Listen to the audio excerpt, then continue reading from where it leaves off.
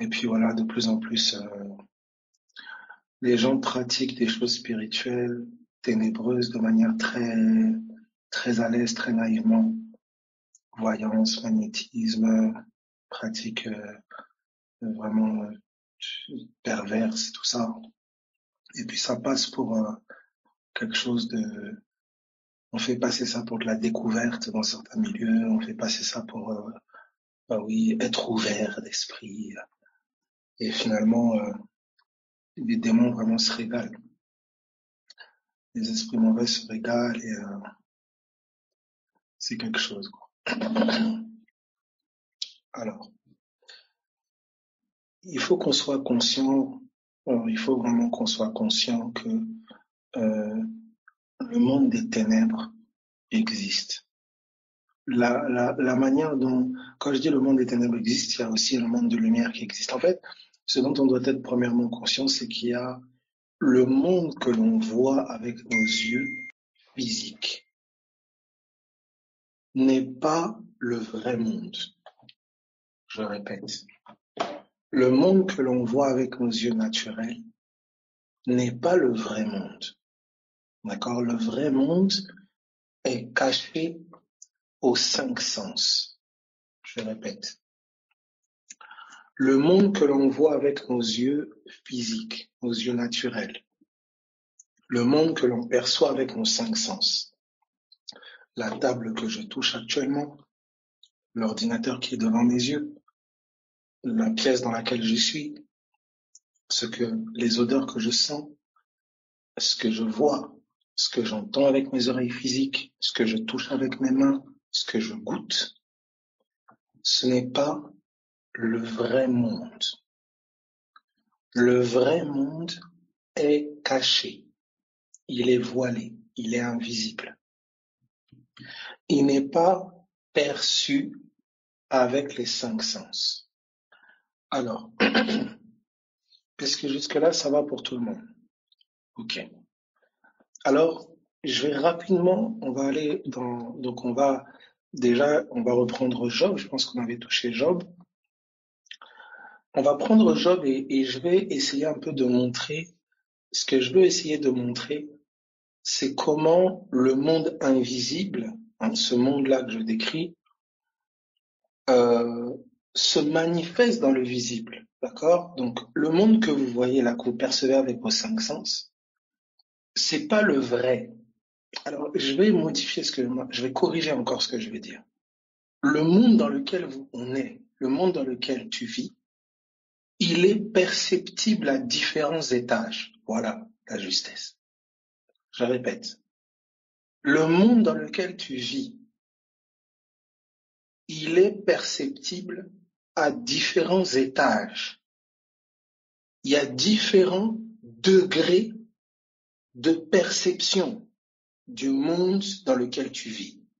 Alors, je vais expliquer ça. Prenez avec moi le livre de Job. Prenons le livre de Job. Prenons Job. Je me rends compte que c'est comme si la masse est abrutie par les réseaux sociaux, les distractions, les divertissements. Et pendant ce temps-là, l'élite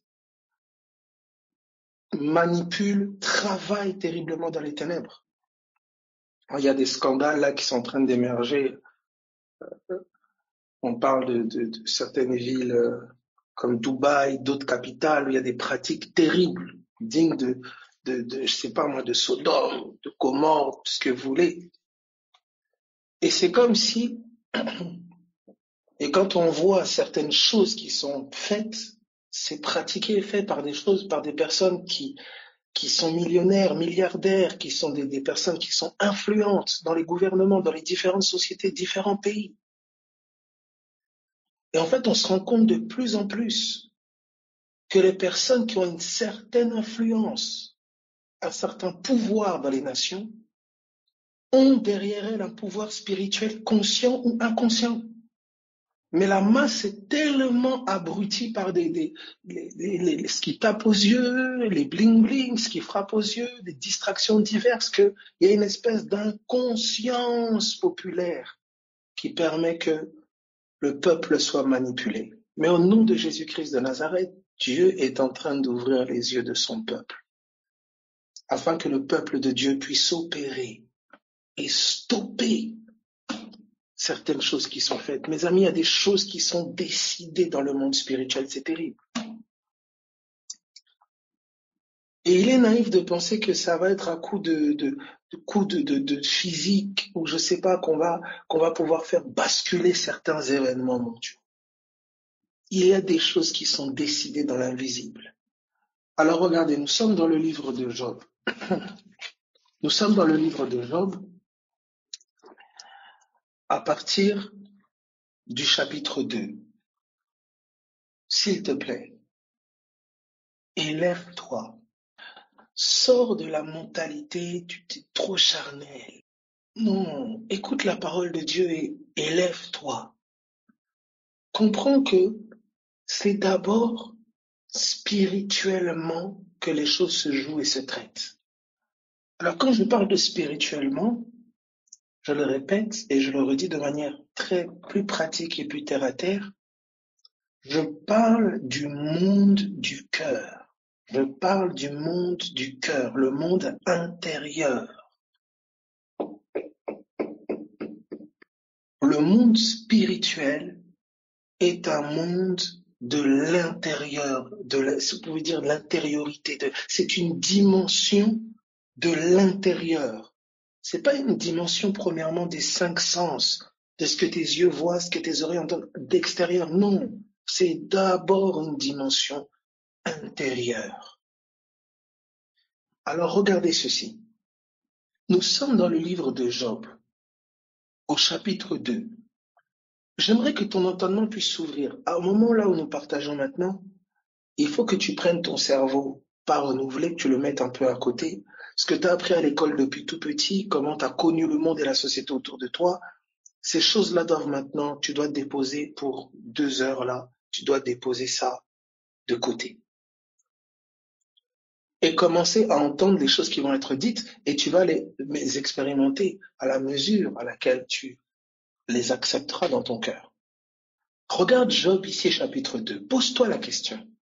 Si la Bible, si ce livre-là a annoncé et prophétisé des choses extraordinaires, donc compte les statistiques d'accomplissement des prophéties de ce livre, c'est absolument hors de 1 million de millions, 1 milliard de milliards, c'est les statistiques, une chance sur 1 milliard de milliards, certains accomplissements de certaines prophéties.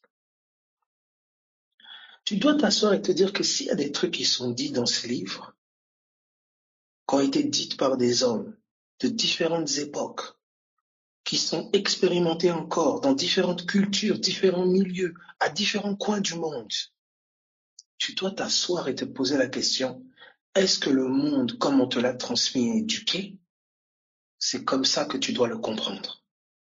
Est-ce que le monde qu'on t'a transmis et éduqué, un monde où les esprits n'existent pas, un monde où tout s'explique avec ton cerveau et avec tes 5 sens? Essaye un peu de t'asseoir et réfléchir sur ce point-là. Alors regarde ceci. Et aussi brillant que tu puisses être, tu peux être un génie, bac plus 50. Si dans ton système, dans tes paramètres intellectuels, les esprits n'existent pas, on te l'a peut-être jamais dit, mais je te l'apprends. Tu es bête. Tu n'es pas intelligent. Le diplôme qu'on t'a donné là, c'est à l'école des hommes. Spirituellement là, tu es en maternelle. Tu es même pas, tu es à la crèche. Pas à la crèche. Je veux pas dire la crèche. Tu n'es pas né. On t'a peut-être jamais dit parce que tu as été entouré que de gens qui te disent waouh, oulala, tu es tellement intelligent, oulala, tu es tellement intelligent. Mais je te l'ai dit, tu ne l'es pas. Tu n'es pas brillant spirituellement parlant. Nous ne le sommes pas. Il n'y en a qu'un seul qui est un génie. Il s'appelle Jésus-Christ de Nazareth. Il y a une autre intelligence qui doit nous être communiquée. C'est celle du monde spirituel. L'intelligence du cœur. C'est depuis cette intelligence que le Seigneur veut te donner d'opérer. L'autre intelligence, là, elle est censée être au service et soumise à l'intelligence du cœur, pas l'inverse. On arrive. Regardez Job chapitre 2. Regarde ceci. Or, les fils de Dieu vinrent un jour se présenter devant l'Éternel, et Satan vint aussi au milieu d'eux se présenter devant l'Éternel. Première des choses. On voit que il y a une réunion. Les fils de Dieu viennent se présenter devant l'Éternel, Satan vient se présenter devant l'Éternel. Donc, quand on dit les fils de Dieu ici, tu vois que déjà dans ton chemin, Jésus n'était pas venu. Est-ce qu'il y a des gens qui sont nés de nouveau ici? Non. Donc, quand on te dit ici, les fils de Dieu viennent se présenter devant l'Éternel, Satan vient se présenter devant l'Éternel, tu dois t'asseoir, comprendre cette chose-là. Regarde, je vais te montrer rapidement ici. Prenons ensemble Genèse. J'aimerais bousculer ton intellect humain, l'offenser, le bousculer. Et puis si tu n'es pas content, tout ça, il n'y a pas de souci. Le Saint-Esprit va te confirmer ce que je te dis là pour que tu dises, ah, ça, il va dire, ah oui, oui. Non, non, ce qu'il dit là, c'est vrai. Non, ce qu'il dit, c'est vrai. C'est pour ça que je n'ai pas besoin d'artifice pour essayer de te convaincre. J'aimerais bousculer ton entendement humain. Parce que tu peux pas demeurer à avoir une compréhension complètement charnelle des choses. Là où l'Esprit de Dieu veut t'expliquer les choses spirituelles, tu ne prends pas le temps. Et puis tu es dans des combats où Dieu veut te soutenir, t'aider, t'orienter. Mais tu es trop occupé. Comment tu vas collaborer si vous ne vous accordez pas?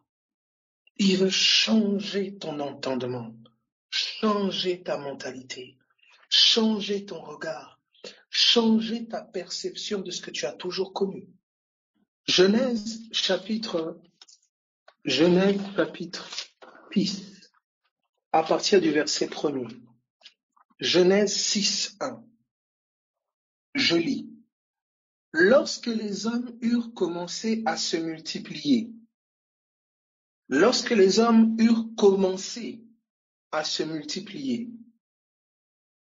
sur la face de la terre, et que des filles leur furent nées, les fils de Dieu virent que les filles des hommes.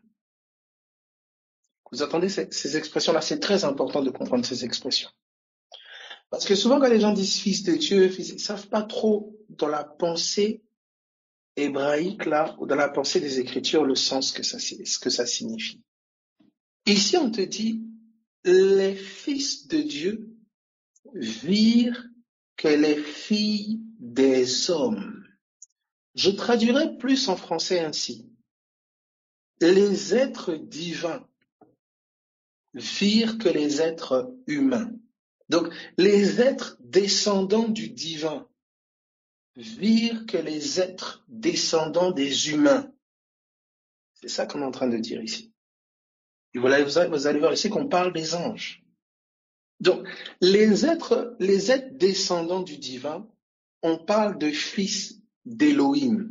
C'est les fils du divin, fils de Dieu. Ce n'est pas fils de Dieu dans le sens que Dieu les a engendrés. Non. C'est des fils de Dieu dans le sens qu'ils ont été créés. Voilà, j'aime cette version aussi, très très belle version. Les habitants du ciel constatèrent que ces filles étaient bien jolies et ils en choisirent pour les épouser. Là déjà quand tu lis ça, tu dois t'arrêter et te dire waouh, un esprit peut épouser un être humain. C'est ce qui est écrit là. Tu dois revoir ta théologie.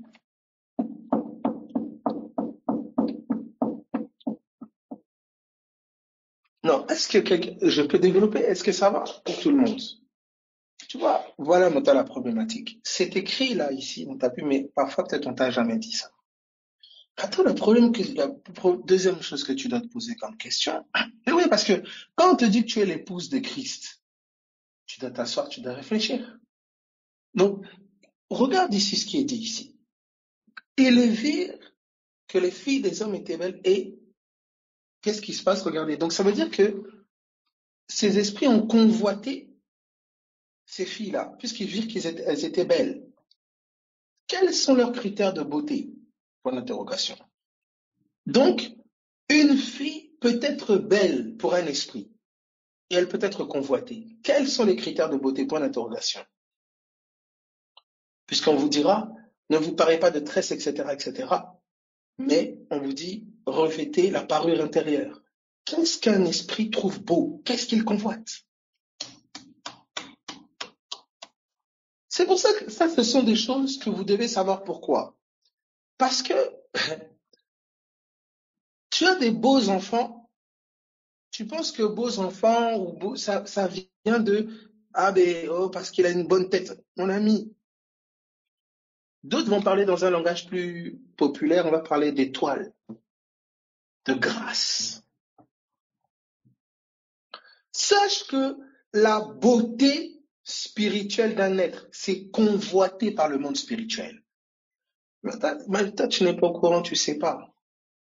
Tu sais pas, on t'a jamais appris ça. Tu n'es pas au courant. Tu sais pas.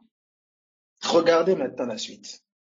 Donc déjà, j'apprends quelque chose, c'est que le divin, les êtres divins, donc êtres invisibles, peuvent se marier. Ils ont pu se marier avec les êtres humains. C'est particulier. Regardez maintenant, évoluons. Retournons dans le livre de Job. Allons dans le livre de Job. Est-ce que ça va jusque-là pour tout le monde? Oui. Donc ça, tu dois le savoir. Parce qu'il y a des choses, des fois, tu ne sais pas que les membres de votre famille, les membres de votre, les filles de votre famille, ont fait alliance avec je ne sais pas quel démon.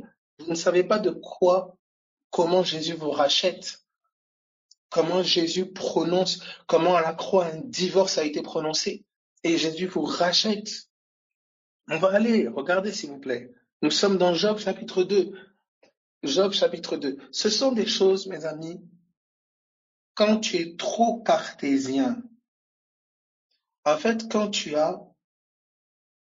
me rends compte que il y a un esprit qui travaille, qui est terrible, une forteresse un esprit qui est extrêmement puissant, qui travaille principalement en Occident, depuis. C'est vraiment comme un esprit de, comment dire, comme cartésien. C'est comme, en fait, on nous donne une perception totalement naturelle des choses, ce qui nous fait nier le spirituel. C'est comme si on nous voile complètement les opérations spirituelles. On explique tout avec une logique humaine et très bien ficelée, hein. Mais on dit n'importe quoi. C'est-à-dire, on dit n'importe quoi avec sagesse. Non, comment dire? On dit n'importe quoi avec dextérité, habileté, aisance. De quelqu'un qui vous explique, il vous explique n'importe quoi, mais avec beaucoup d'aisance. Voilà, donc dans ce cas, voilà. C'est un démon. C'est un esprit qui fait ça. C'est pour ça, écoutez, c'est pour ça que c'est très important. Recherche la face de Dieu. Parce que nous sommes dans une génération où, même les générations même passées, où les ténèbres sont très bien habillées. Très bien habillées. Les ténèbres sont très bien habillées. Avec des doctrines, des espèces, des sciences, beaucoup de choses. Très bien habillées. Ce qui fait qu'on ne voit pas. Mais l'Esprit de Dieu voit. Donc regardons ceci, regardez la suite. Dans Job chapitre 2, je poursuis. L'Éternel dit Satan dans Job 2.2. Job 2.2. Job 2.2. L'Éternel dit Satan, d'où viens-tu? Et Satan répondit à l'Éternel, de parcourir la terre et de m'y promener. Donc déjà, on découvre encore quelque chose. Il y a des conversations dans le ciel. Tu vois, ça, c'est des choses, tu dois t'arrêter et te dire, mon Dieu. Ça veut dire qu'on peut être en train de parler de moi dans le spirituel. Oui, oui. On peut être en train de parler de moi, de planifier quelque chose, de parler de ma famille, Et il y a des conversations dans le spirituel. Alors regarde ici. As-tu remarqué mon serviteur Job? Job est parmi les humains. Donc, le spirituel a remarqué Job. Tu peux te faire remarquer par le monde spirituel. Écoutez, c'est des choses c'est très important de comprendre ça. Pourquoi? Parce que il y a des choses, tu sais, tu veux parfois entrer dans certains endroits, oh Seigneur, ouvre-moi les portes de ça, fais ça, fais ça. Le problème, c'est que on te remarque spirituellement, tu n'es pas armé, tu sais pas, tu vas aller mourir là-bas. C'est que Dieu est en train de vraiment de t'éduquer, de te former. Et, alors, quand les gens ne comprennent pas, ils commencent à douter de Dieu, ils commencent à remettre en question Dieu, comme si Dieu était aveugle, comme si Dieu ne voyait pas. Faites confiance à Dieu. Dieu sait. Il sait. Il sait. Oh Seigneur. Alors, regardez ici. Job s'est fait remarquer. Job s'est fait remarquer. Est-ce que vous savez que dans les familles comme ça, mon ami, tu peux te faire remarquer? Je développe. À la naissance de Jésus, une étoile va conduire les mages jusqu'à l'endroit où Jésus est né. Jésus a été à peine arrivé, il est localisé, remarqué. Bébé, il n'a rien demandé à personne. Et il y a des choses où vous pouvez discerner que cet enfant s'est fait remarquer ou cette personne s'est fait remarquer. Des choses commencent à l'approcher. Et quand c'est comme ça, priez, priez. Mais vous voyez, quand beaucoup, il n'y a pas de vigilance. Vous savez, quand le Seigneur il dit veiller, tout ça, les gens, parce qu'on ne connaît pas le monde spirituel, malheureusement. Regardez ici. Nous poursuivons. Il n'y a personne comme lui sur la terre. Donc, il s'est fait remarquer, il s'est distingué. Il continue. Il n'y a personne comme lui sur la terre. C'est un homme intègre et droit, craignant Dieu et se détournant du mal. Il demeure ferme dans son intégrité. C'est un homme intègre, c'est un homme droit qui se détourne du mal autant qu'il peut. Et regardez pourquoi. On peut le voir dans Genèse chapitre 1er à partir du verset 10. Genèse 1, 10. Ne l'as-tu pas protégé, lui, sa maison et tout ce qui est à lui? Tu as béni l'œuvre de ses mains et ses troupeaux couvrent le pays. Qu'est-ce qui fait que Job ait remarqué? La grâce. Attention. Une grâce qui t'est faite, elle n'amène pas seulement bon. Elle amène aussi les problèmes. Seigneur, fais-moi grâce, fais-moi grâce. Calme, va au rythme où l'Esprit te conduit. Oh là là. Nous évoluons. Fais confiance à Dieu. La grâce sur la vie de Job fait qu'il est localisé, il est remarqué. Parce que c'est un élément dérangeant du royaume des ténèbres. Par lui, des gens sont transformés. Peut-être par lui, des gens sont changés. Au travers d'elle, des personnes qui n'avaient pas à manger peuvent manger. Des pauvres sont maintenant traités, soignés. Des enfants peuvent maintenant manger. Des femmes qui étaient complètement perdues, battues et autres retrouvent un foyer. Des familles qui étaient déchirées sont réunifiées, mes amis. Et puis vous pensez qu'on va laisser l'individu ou comme ça. Si vous n'êtes pas vite conscient que vous évoluez dans un monde spirituel, c'est dangereux. C'est très naïf. Alors regardez ceci. Dans Job chapitre 2, ça continue. Et des fois, vous savez, vous pouvez regarder quelqu'un humainement quand vous la regardez humainement, elle a rien humainement. Pas de statut social, pas d'argent, pas de, je sais pas moi, de position, pas de niveau social humain comme ça, vous mépriseriez la personne. Mais en esprit, il y a une grâce qui est là. Et l'ennemi le sait très bien. C'est pour ça, ne jugez pas quelqu'un à l'apparence. Regardez ceci. Nous sommes dans Genèse chapitre 2. Du coup, poursuivons. Nous pouvons aller directement au verset 7, que je veux directement voir l'opération, l'action. Genèse 2, 7. Et Satan se retira de devant la face de l'Éternel. Donc Satan se retire de devant la face de l'Éternel. Puis il frappa Job d'un ulcère malin. Donc il va frapper Job d'un ulcère malin, de la plante des pieds jusqu'au sommet de la tête. Et Job prit un tesson pour se gratter et s'assit sur la cendre.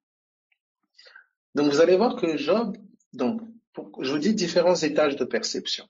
Premier étage, Job a un ulcère. Job a attrapé un ulcère. Alors, comme moi, par exemple, je peux avoir attrapé un ulcère, quelqu'un peut avoir attrapé un ulcère, et puis il va chez le médecin. Et donc le médecin lui dit, voilà, bonjour, bonjour, oui, j'ai des maux de ventre. Ah bon? Oui, parce que Job, là je caricature, hein, mais j'essaie d'expliquer sur le plan naturel. Job, je pense à un minimum de conscience du monde spirituel, sans doute, je connais pas Job personnellement. Mais prenons un Job là, voilà, Jobette ou Jobus. Donc Jobus va chez le médecin et Jobus dit, ben voilà, j'ai depuis un certain temps des maux de ventre sérieux. Pour lui, l'ulcère commence, mais quelque chose s'est décidé dans l'esprit. Une décision a été prononcée dans l'esprit. Alors, le début du combat de Job est prononcé. Job entre dans une saison de combat. Il entre dans une nouvelle étape dans sa vie. On a un homme qui prospère, on a un homme qui réussit, on a un homme qui est intègre, droit, etc. Tout marche pour lui, etc. Et soudain, à cet instant, à ce moment-là, Job attrape un ulcère. Il y a des temps dans la vie d'un homme qui ne sont pas des temps de date, 2 avril, 1er avril, 3 avril, 4 avril, 5 avril, mai, juin, juillet. Non, c'est pas ce temps-là. C'est des temps fixés dans l'esprit. C'est des temps fixés dans l'esprit qui déterminent comme des saisons dans la vie d'un homme. Qui déterminent comme des saisons dans la vie d'un homme. Tout marchait pour Job. Tout. Prospérait en tout. Et là, soudainement, il y a quelque chose qui est décidé dans l'esprit. Prononcé. L'ennemi veut Job. Est-ce parce que Job est arrivé à un niveau d'influence où il commence à trop déranger? Est-ce que parce que on anticipe sur ce que Job va devenir plus tard? Je ne sais pas. Mais quelque chose est décidé dans l'esprit. Et alors Job rentre dans un processus maintenant de combat. Il y a des saisons et des moments forts dans ta vie. Tout va bien, ça roule. Voilà, les choses semblent aller quand même mieux. Voilà, tu souris un peu. Il y a des moments sombres. Alors souvent les gens disent oui, mais moi j'ai eu que des moments sombres toute ma... Non, il y a eu des moments où tu as souri. Tu t'en souviens plus parce qu'il y a eu peut-être beaucoup de moments sombres.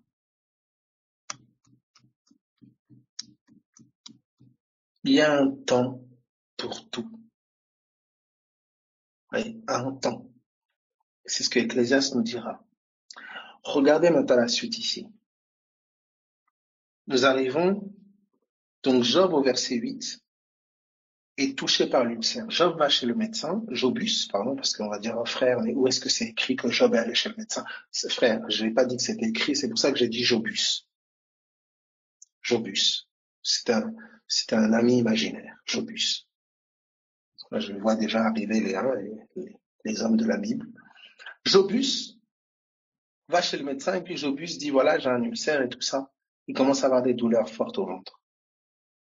Et puis Jobus commence à réfléchir, à raisonner. C'est vrai que ces temps-ci, je mange beaucoup épicé. Ah oui, depuis que j'étais allé, là il s'adresse maintenant à sa femme, depuis que je suis allé manger chez ta mère, j'ai constaté que c'est là maintenant que je commence à, ta mère est une sorcière. Ya! Regardez mes amis, les interprétations, c'est dans les moments d'épreuve. Les interprétations. C'est terrible. Jobus rencontre un prophète. Il lui dit, Jobus, regarde bien.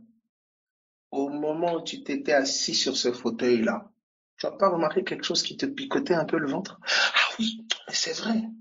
Quand je m'étais assis, j'avais ressenti en moi quelque chose qui me disait, ne t'assois pas là, ne t'assois pas là, ne t'assois pas là.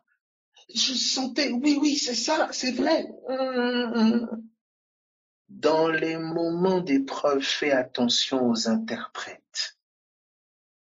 Ça va sortir de partout. Nous ne combattons pas contre la chair et le sang.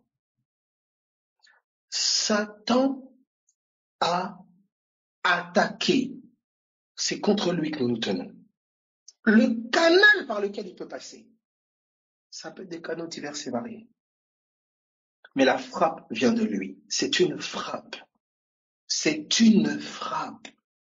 Alors, ah oui, c'est vrai que ces temps-ci, je dois commencer à faire attention et je vais plus me mettre à la salade.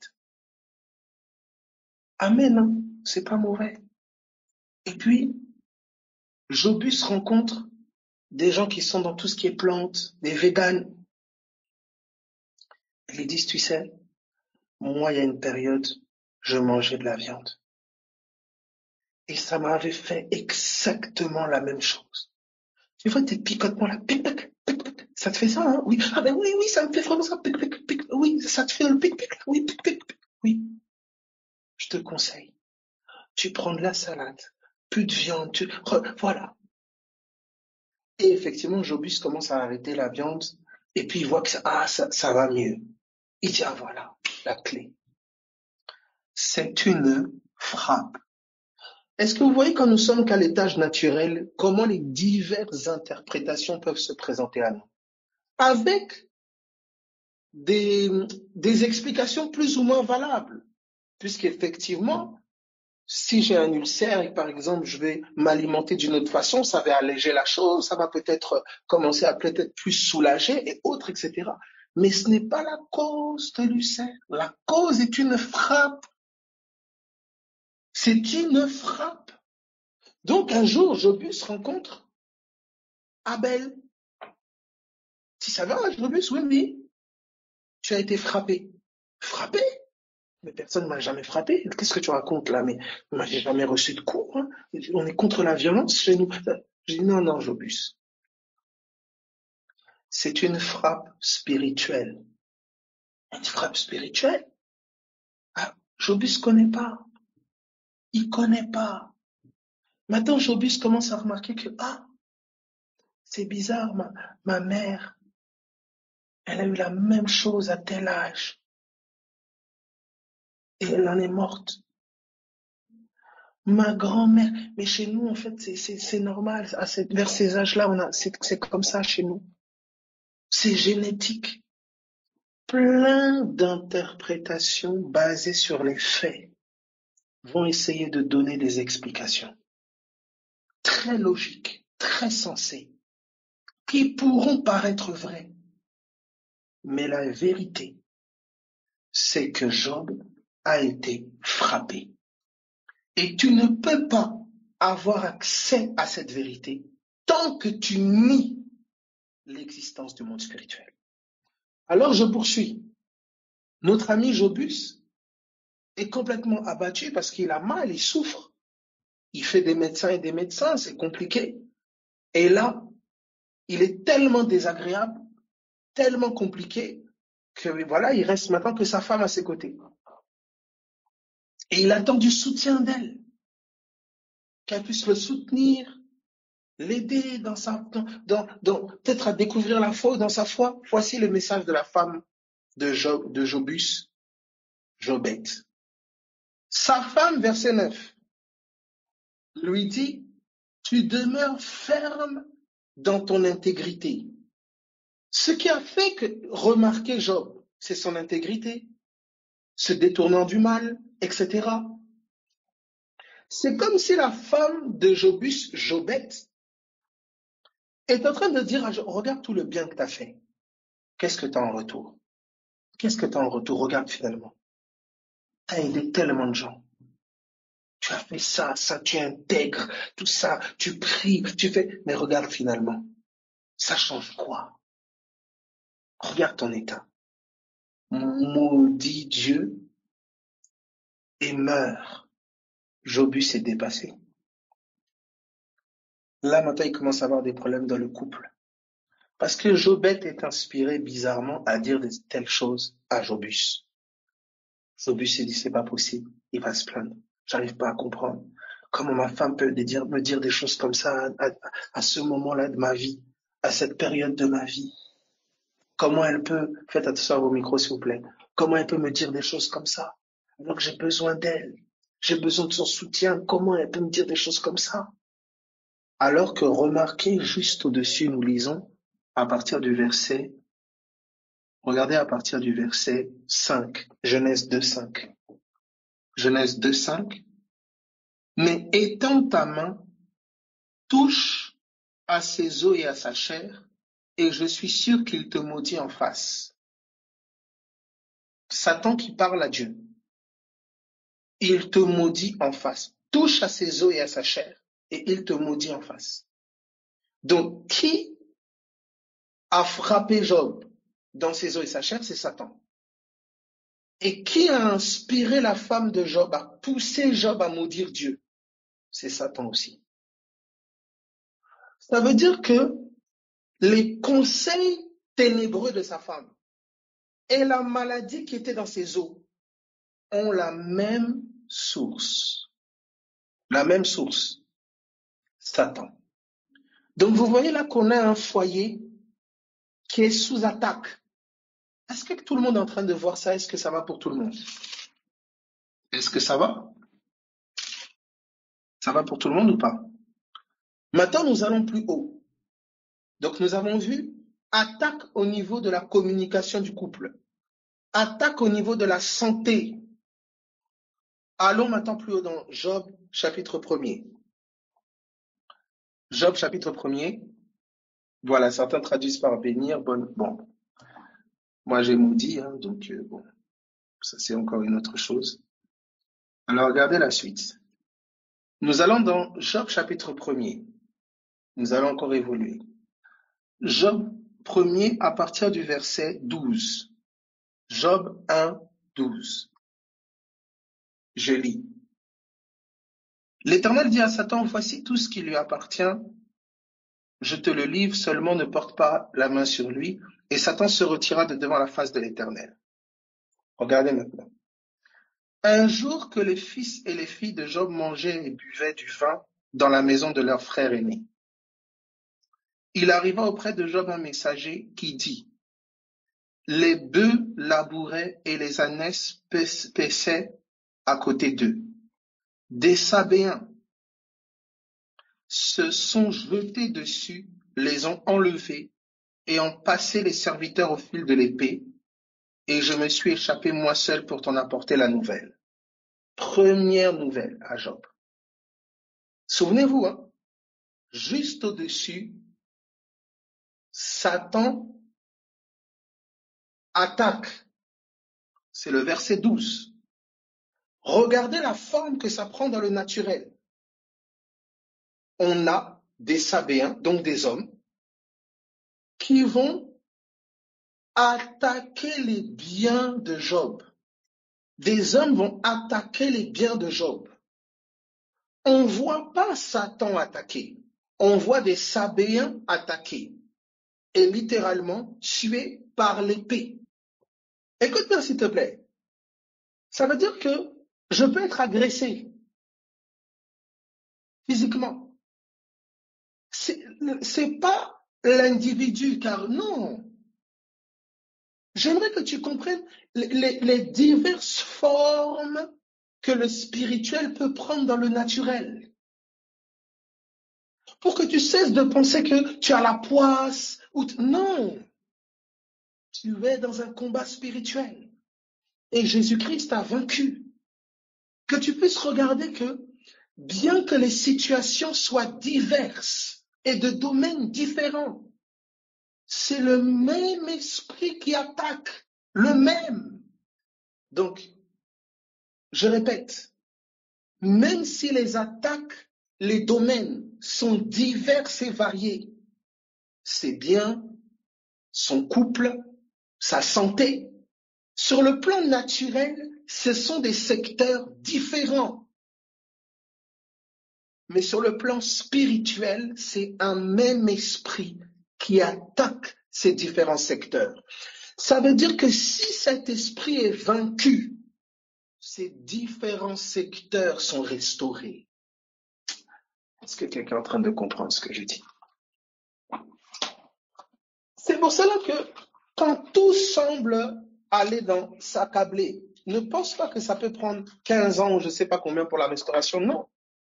Le même qui a tout enchaîné pour que ça se détruise dans les différents secteurs. Écoute-moi très bien, la victoire dans l'esprit, quel que soit le temps qu'elle prend, elle engendrera aussi la même réaction en chaîne. La restauration de tous les secteurs.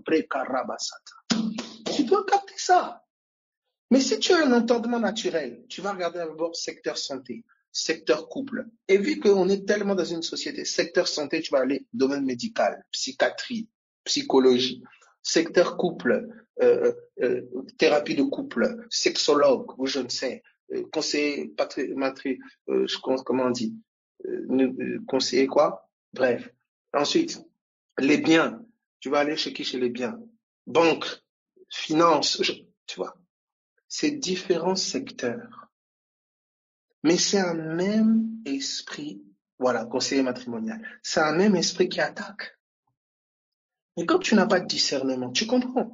Maintenant, qu'est-ce qui se passe? L'Esprit de Dieu va te pousser à combattre dans l'esprit cette entité-là et récupérer chaque territoire qu'il est en train d'agresser, progressivement.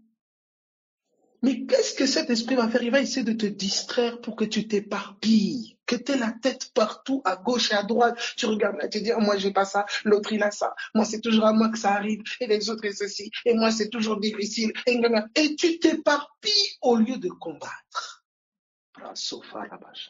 Merci Jésus. Quelqu'un est en train d'être éclairé. C'est pour ça qu'écoute-moi très bien, le combat spirituel peut prendre son temps. Mais la victoire dans l'esprit, écoute-moi, les années que les sauterelles ont dévorées, elles seront restaurées. C'est comme une réaction en chaîne. C'est ça que tu dois comprendre. Tu penses tellement humainement. Tu fais une fixette sur un domaine, une fixette sur un secteur, tu regardes le voisin, tu convoites ce que le voisin a, tu convoites ce que la voisine a, tu t'éparpilles. Et tu remarques pas qu'on tape au niveau du social, hein, de ta vie sociale, on tape au niveau de ta santé, c'est le même qui tape, c'est le même. Maintenant, Dieu te dit, attache-toi à ma parole afin qu'on mène le bon combat. Évoluons. Ces hommes-là viennent toucher à ses biens. Donc ça peut arriver, par exemple, je sais pas, tu te fais cambrioler, on casse ta voiture. Tu comprends? C'est des hommes, ces Sabéens-là, on les a inspirés pour aller toucher au bien des gens. Tu vois que tu te fais toujours voler. Tu dois commencer à rêver. Oh, je me suis fait cambrioler. Une fois, 2 fois, tu dois commencer à prier. Des fois, il y en a, c'est terrible. Hein. Tu vas voir que toutes le coin du quartier, je sais pas, moi, il y a eu dégâts des eaux. C'est que chez lui. Dernièrement, je suis allé nous sommes allés pour un mariage à Paris. Nous étions dans un hôtel. Tout ça, pour le mariage et tout ça. Mes amis, il y a eu un dégât des eaux pas possible, alors que c'était un bon hôtel. Dégât des eaux. Fallait que ça vienne chercher la chambre de qui? Ça vienne chercher ma chambre. Mais ça, c'est bon, ça. C'est bon signe. Donc, on a évacué tout ça, et machin, etc. Bref. Et ça a pris d'autres, etc. Mais pourquoi? Alors, je peux me dire, oh, mais quand même, à mon étage, pourquoi moi? Je sais pas quoi. Non, il y a des choses, on te fait comprendre déjà que ta présence dérange. Qu'est-ce que tu viens faire ici? Ne pensez pas que le signe que Dieu est avec toi, c'est que la réussite, le succès, là, c'est pas vrai. Ce n'est pas vrai. En territoire hostile, un signe qu'il est avec toi peut être la persécution. Et je veux vous montrer ici les diverses formes pour que tu comprennes que, oh là là, je suis peut-être face qu'à une seule entité, mais qui est en train d'attaquer sur des territoires divers. Voilà comment moi-même, la seule entité que j'ai, le Saint-Esprit, peut attaquer aussi sur des territoires divers. Là où il tape dans la santé, le Saint-Esprit tape par la guérison. Là où il tape dans les secteurs des ressources, etc., le Saint-Esprit tape par des projets, des inspirations diverses. Là, il tape, vous comprenez ça? Là où il tape dans le relationnel, le Saint-Esprit commence à convertir mes proches. C'est ça, mes amis. Oh, mon mari, il veut pas écouter, ma femme, elle veut pas, mon enfant, il m'a dit ça, ma femme, elle m'a dit ça, mon mari, il m'a dit ça, oh, tout ça, oh, c'est toujours moi, j'ai toujours mal au ventre, j'ai toujours mal au dos, c'est toujours moi qui, je cherchais du travail, j'ai pas de travail, les gens, ils sont pas gentils, écoute-moi, tu sais, vraiment, c'est avec beaucoup de compassion, à te plaindre, à murmurer, à murmurer, ça va pas te faire avancer. Ça va pas te faire avancer. Il faut que voici, on est en train de t'expliquer ici ce qui se passe. Est-ce que vous voyez ça? Regardez la suite ici.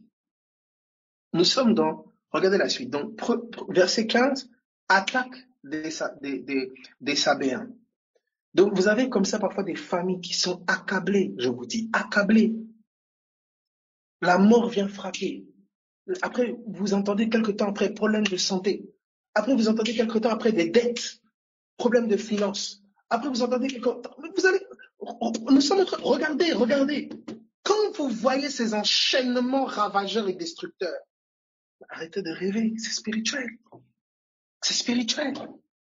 Et parfois, tu sais, quand tu n'es pas conscient de ça, tu as l'impression que tout s'accable, tout est contre toi, et c'était vrai, tu vois, des fois même tu attends un soutien peut-être de telle personne, ça vire au conflit, tu essayes de t'aérer un peu l'esprit, mais il y en a qui pètent les plombs, ils commencent à prendre de la drogue, hein. Ils commencent à boire, mais oui, parce que encore si c'est que la journée, il y en a quand ils vont dormir même dans leurs rêves, il faut aussi des cauchemars, ils dorment pas bien. Donc, ils sont comme attaqués, accablés nuit et jour.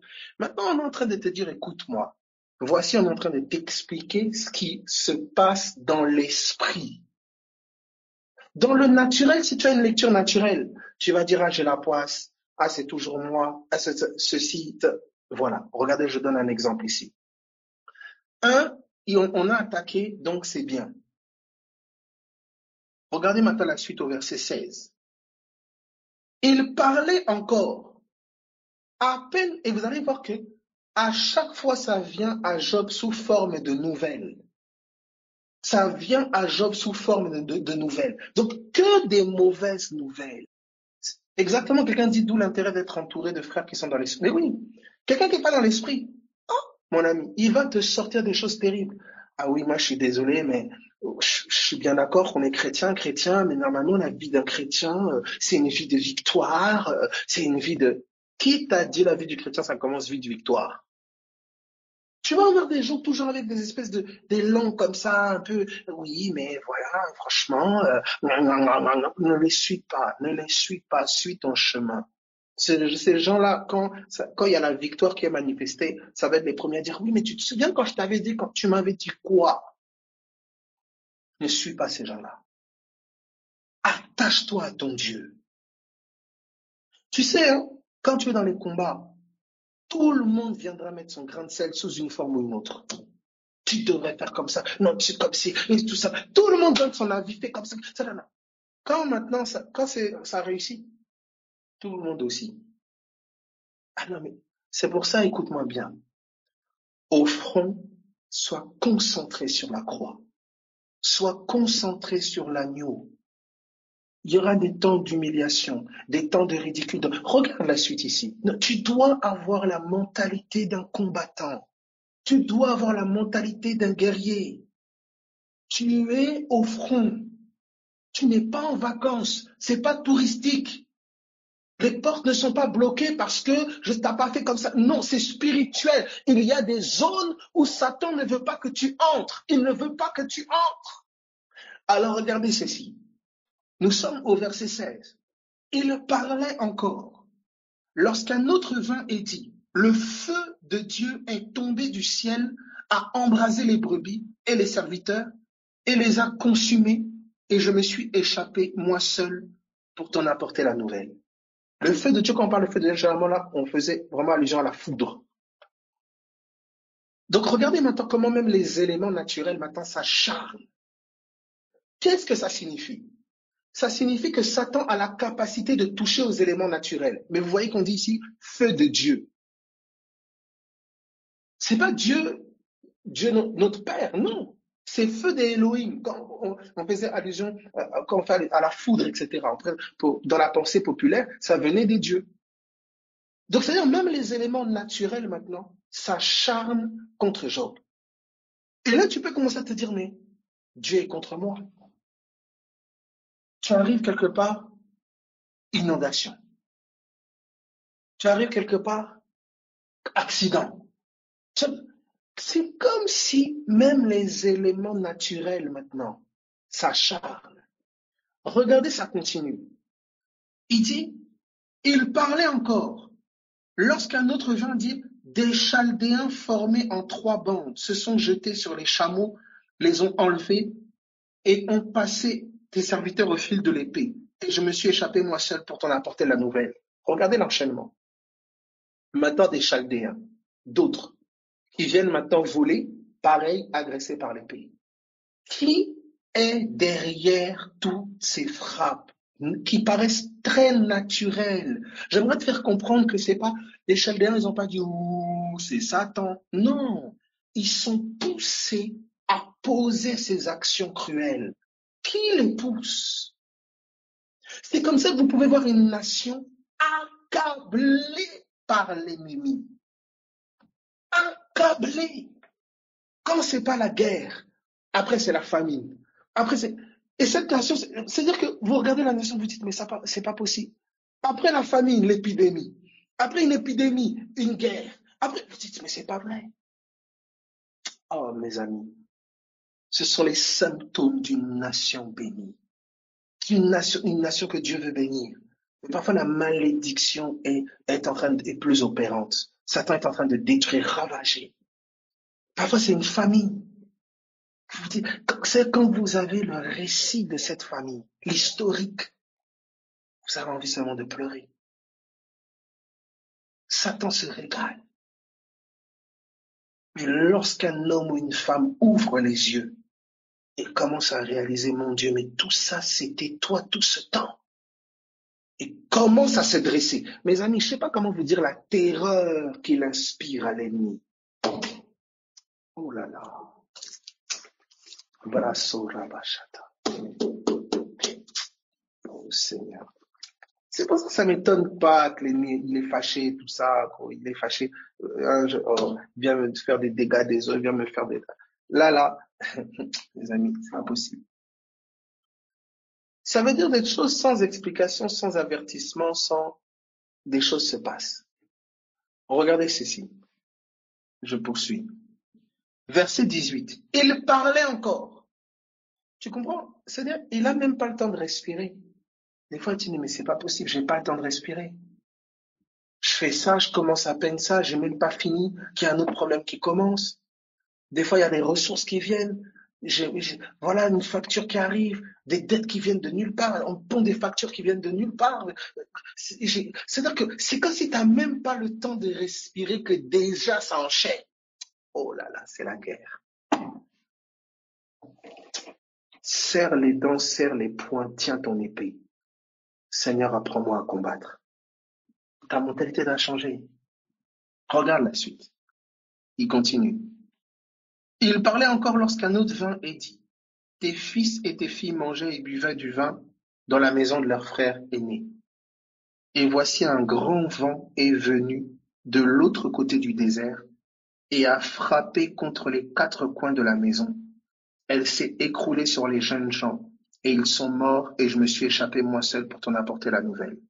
Regardez. Jusqu'à toutes les nouvelles d'avant, Job n'a pas réagi. Au moment où on lui apprend pour ses enfants, regardez, Job se leva, déchira son manteau, se rasa la tête, puis se jetant par terre, il se prosterna. On a comme vous voyez, ça a été frappe sur frappe, frappe sur frappe, frappe sur frappe, et ça arrive jusqu'à ses enfants. Et vous allez remarquer quelque chose.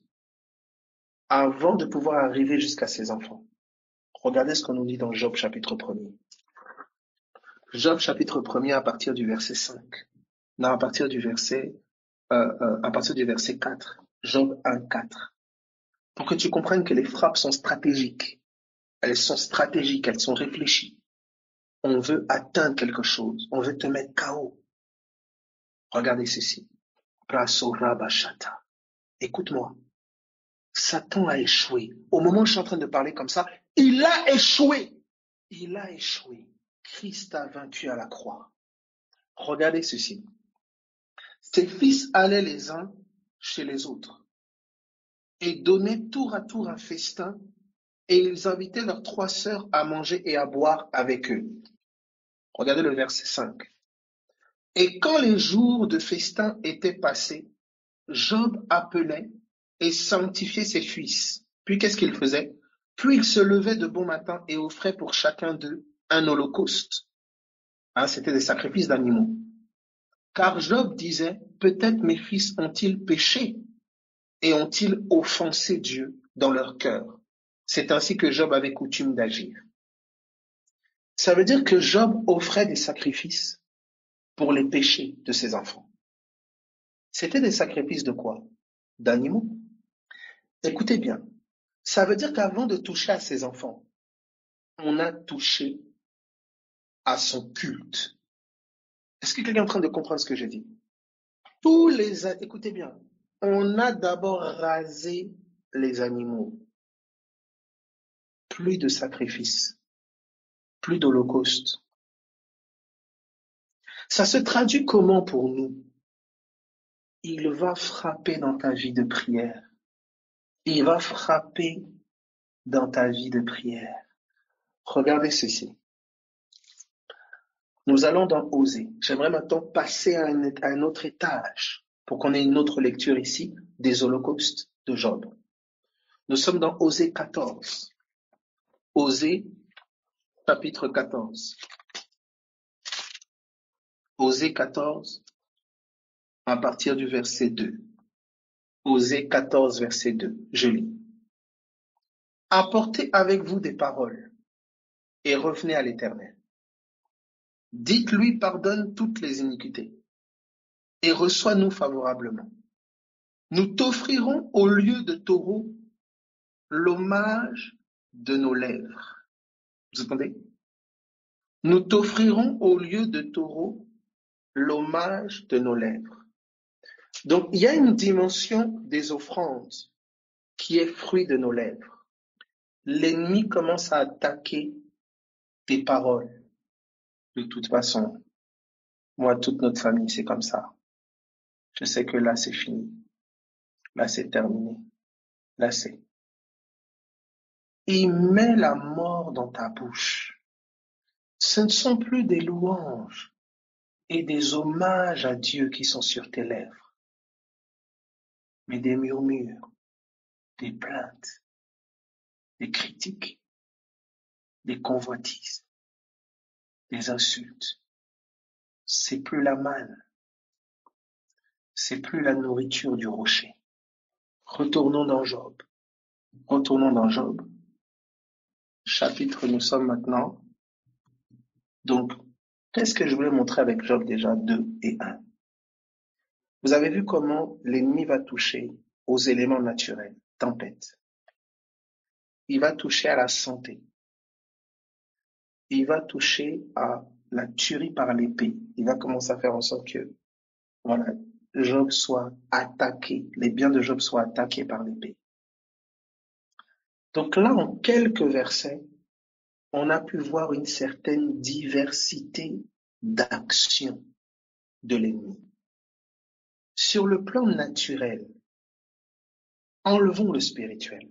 Mettons un voile sur le spirituel. Qu'est-ce que vous auriez constaté?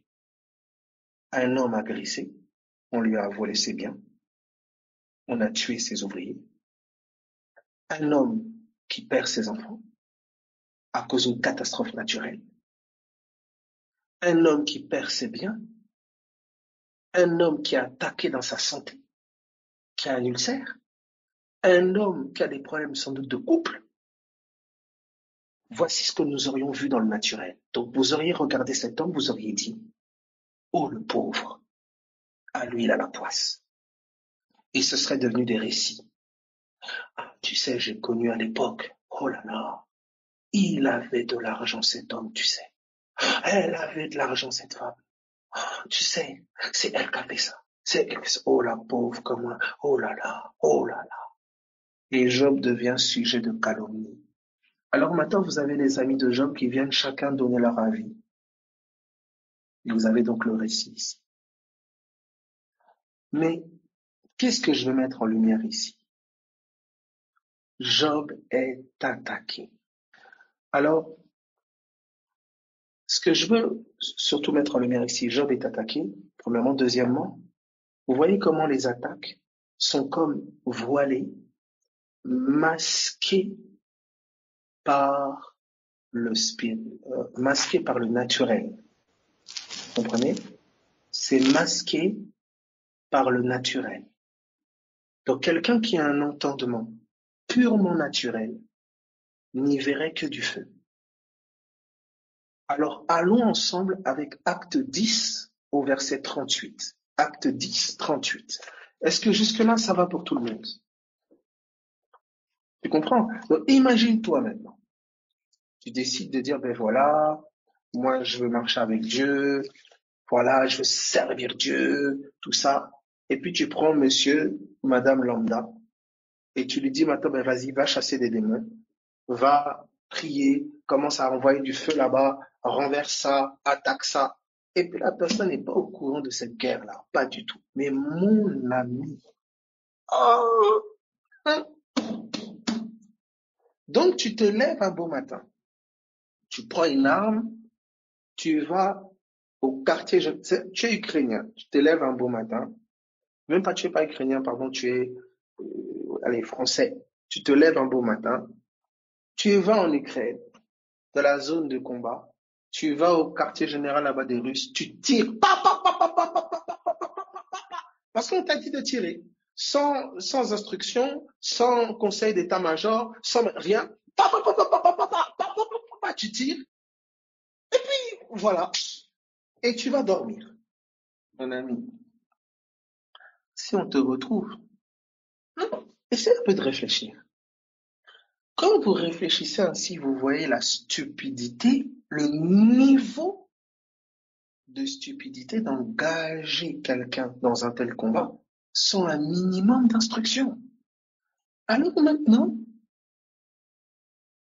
l'homme en question rentre, on a cramé sa maison, on a tiré sur sa maison, on le recherche partout dans la ville, et puis il rentre, il dit, je comprends pas. J'ai tiré sur le quartier général des Russes chaque matin en me levant. Et je comprends pas, il me tire dessus.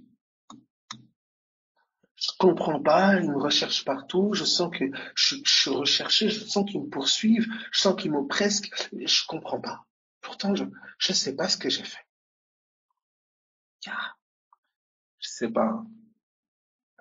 Quelqu'un qui va vous dire ça maintenant, vous voulez lui répondre quoi? Ben, il faut l'asseoir, il faut lui expliquer. Tu sais, quand t'as pris ton arme, quand t'as tiré, ben, t'as fait mal. T'as fait mal. Ben, maintenant, les gens, ils répondent. Ben oui. Tu es dans un, écoute-moi, tu es dans un monde spirituel. Quand il dit nu ici, dans le sens qu'on l'a dépouillé de tout, j'aurai l'occasion de toucher ça. C'est ça, une merveilleuse ombre de Christ. Alors, vous comprenez, s'il vous plaît? Tu dois être conscient de ça. Dès l'instant où tu as accepté Jésus, tu as accepté l'ennemi numéro 1 du séjour des morts, premièrement. Deuxièmement, tu as tué un potentiel Jésus. Ça veut dire que tu es quelqu'un qui, au stade de maturité, est comme Jésus. Ça veut dire que tu deviens, oh là là, automatiquement ennemi numéro 1 aussi du séjour des morts. Puisque tel Christ est, tel tu es. C'est-à-dire que si on doit te neutraliser à l'avance, on va tout faire pour. Tu n'as rien demandé. Jésus est juste né, il n'a rien demandé. Mais ils sont déjà en train de voir tous les malades délivrés, tous les nés de nouveau, toutes les personnes qui donnent leur vie, qui changent, les violents devenir doux, les machins. Ils sont en train de voir l'impact déjà à l'avance. Ils disent non, non, non, non, on doit l'éliminer déjà bébé. C'est parce que toi, tu ne sais pas. Tu ne sais pas être humain. Être humain, tu ne sais pas qui tu es. Quand Dieu t'a fait être humain, tu es né pour dominer. Maintenant, en fonction parfois des familles d'où tu viens, des endroits d'où tu es sorti, comment les ténèbres ont opéré et agi. Quand l'Esprit de Dieu t'a appelé, tu as dit oui, mon Dieu, les ténèbres de ton sang, de ton secteur, de ton quartier, de ta famille, mais tu n'as pas idée. Mais ce type-là va arrêter notre boulot, ce type-là va arrêter le travail qu'on fait depuis. Tu n'as pas idée de ce qui s'est passé en esprit, du transfert qu'il y a eu. Tu es passé du royaume des ténèbres au royaume de lumière. Le problème, c'est que très peu de chrétiens ont conscience de la guerre. Parce qu'ils pensent guerre de manière charnelle, mais pas de manière spirituelle. Israël veut dire, c'est le peuple qui lutte avec Dieu. C'est-à-dire le nom même Israël, le nom du peuple que Dieu a choisi terrestrement. Son nom même porte le combat dedans. Tu ne peux pas parler de christianisme sans être conscient et parler du combat spirituel. Ça n'existe, c'est une incohérence totale. Incohérence totale. Maintenant, il ne faut pas faire des ténèbres, comment dire, une surpuissance ou je ne sais non. Les ténèbres ne sont puissants que dans le domaine de la chair. Ça veut dire dans la vie de celui qui est ignorant, celui qui ne sait pas. C'est pour ça que ce qui est nécessaire pour nous, c'est d'être instruit dans ce que Christ a fait, dans qui est Christ, dans la mentalité de Christ, dans la lumière, afin que les ténèbres se dissipent et disparaissent. C'est pour cela. Notre entendement doit être éclairé quant à l'œuvre magistrale de Christ. Éclairé quant à ce qui concerne les œuvres des ténèbres, ce qu'ils sont en train de faire, ce qu'ils font, la tromperie, la ruse qu'ils sont en train d'employer, pour nous détourner de la pensée de Jésus, nous détourner de la victoire de Christ acquise à la croix. Et il est tellement facile, vous savez, de nous, comment dire, regardez ceci. Dans le livre d'Exode, donc je suis en train de, vous voyez que je suis en train de toucher ici à ceci. Je suis en train de dire, le monde spirituel est voilé par l'entendement naturel, par le monde naturel. Et pour nous tenir esclaves, Satan nous garde dans une mentalité naturelle et charnelle. Et ce qu'il fait, il nous en donne une interprétation complètement charnelle, ce qui fait que nous tolérons ce qu'il fait. Vous voyez ici, Job, toutes les frappes. Un homme naturel dirait, j'ai la poisse. Ça n'arrive qu'à moi. Comme par hasard, des choses qui dormaient depuis des dettes qui ressortent de nulle part. Des gens viennent. C'est-à-dire, c'est comme si dans la même période, il y a comme une espèce, on t'accable à l'intérieur de ta famille, à l'extérieur de ta famille, à l'intérieur de ton couple, à l'extérieur de ton foyer, à l'intérieur, on t'accable. Il y a un acharnement spirituel. Oh, mais la puissance spirituelle qui va émerger de ça, mon Dieu, branche-toi sur le bon réseau et tu constateras qu'on est en train de te plonger dans la puissance de Christ. Il y a quelque chose que tu es en train de pénétrer. Ok. Allons dans le livre d'Exode. Est-ce que ça va jusque-là? Est-ce que je peux évoluer? Tu vois, ce sont des jeux d'esprit qu'il faut que tu apprennes à discerner. Ce sont des jeux d'esprit qu'il faut que tu apprennes à discerner. Tu vois, une mauvaise nouvelle qui s'enchaîne derrière avec peut-être un accident, qui s'enchaîne derrière avec un conflit avec tel ou tel, qui s'enchaîne. Tu vois ces jeux, on te cherche. Quand tu as l'œil un peu ouvert, tu as un minimum éclairé, tu comprends, ok? Tu te mets en prière, tu te mets en jeûne et prière. Comment tu t'imprègnes de la parole, tu te mets dans la parole. Tu verras qu'on va venir titiller ta vie de méditation, titiller ta vie de prière, endormir ta vie de prière. Tu commences à trouver des excuses et des raisons pour t'écarter des choses de l'esprit, de la vérité de l'évangile, des vérités de Dieu, des vérités spirituelles. Ensuite, progressivement, donc on commence à t'écarter. Progressivement, on commence à taper, on tape. Ça te met dans des états de stress, des états de soucis, ton cœur commence à être pris en otage. On t'a travaillé, on te travaille. C'est très stratégique, c'est méticuleux. C'est la finalité, on veut te tuer. Mais les gens ne voient pas ça, discernent pas ces choses. L'aide humaine ne fera parfois que retarder ou repousser. Mais l'aide humaine ne réglera pas le fond. C'est Jésus qui sauve. Donc tu peux avoir une aide humaine temporaire qui sera comme une béquille. Mais tu dois être conscient que l'enjeu est spirituel. Nous sommes dans le livre d'Exode. Exode, au chapitre... Voilà. Donc nous sommes à partir d'Exode. On peut prendre Exode chapitre 5, à partir du verset 1er. Exode 5, 1. Exode 5, 1. Sois fortifié là où tu es, sois encouragé là où tu es. Entends ça. Donc tu entends, on voit diverses attaques. Ça prend des formes très naturelles, très très naturelles. Ça a pour objectif, ça vise ton cœur. Ça vise ton cœur. Tu arrives où tu casses des choses.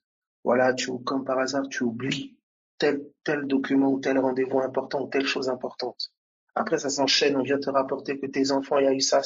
Après, ça s'enchaîne, truc avec accident, je sais pas quoi. Après, ça s'enchaîne que oui, tu as une dette de machin, je sais pas, etc. Donc, une espèce d'enchaînement, un enchaînement. Ça peut toucher ça peut toucher à ton corps, ça peut toucher à des circonstances très naturelles, très naturelles. Les gens diront, ah, c'est naturel, ah, c'est une catastrophe, c'est naturel. Vous voyez, comme ce feu, la foudre, ici, le vent, la tempête, voilà. Donc ça peut être des éléments extrêmement naturels. Ça vient attaquer ta santé, ça vient influencer des gens pour qu'ils fassent du mal aux choses que tu as. On a vu ici avec les Chaldéens, les Sabéens. D'accord, ils viennent voler là, ici. Ils viennent attaquer les biens de Job. Qu'est-ce qui les inspire? Qu'est-ce qui les pousse à aller attaquer ces biens-là? Vous voyez, c'est Satan qui est derrière. Donc ça peut pousser des gens à te nuire. Ça peut pousser des gens à mal te conseiller. Vous voyez, la femme de Job. Vous voyez, donc tout ça, c'est diverses formes d'attaque. Le même esprit qui est derrière, le même. Donc de la même manière, quand l'esprit de Dieu lui opère, ben, que va-t-il se passer? Ça va pousser les gens à t'aider. Ça va te garder des éléments catastrophes naturelles.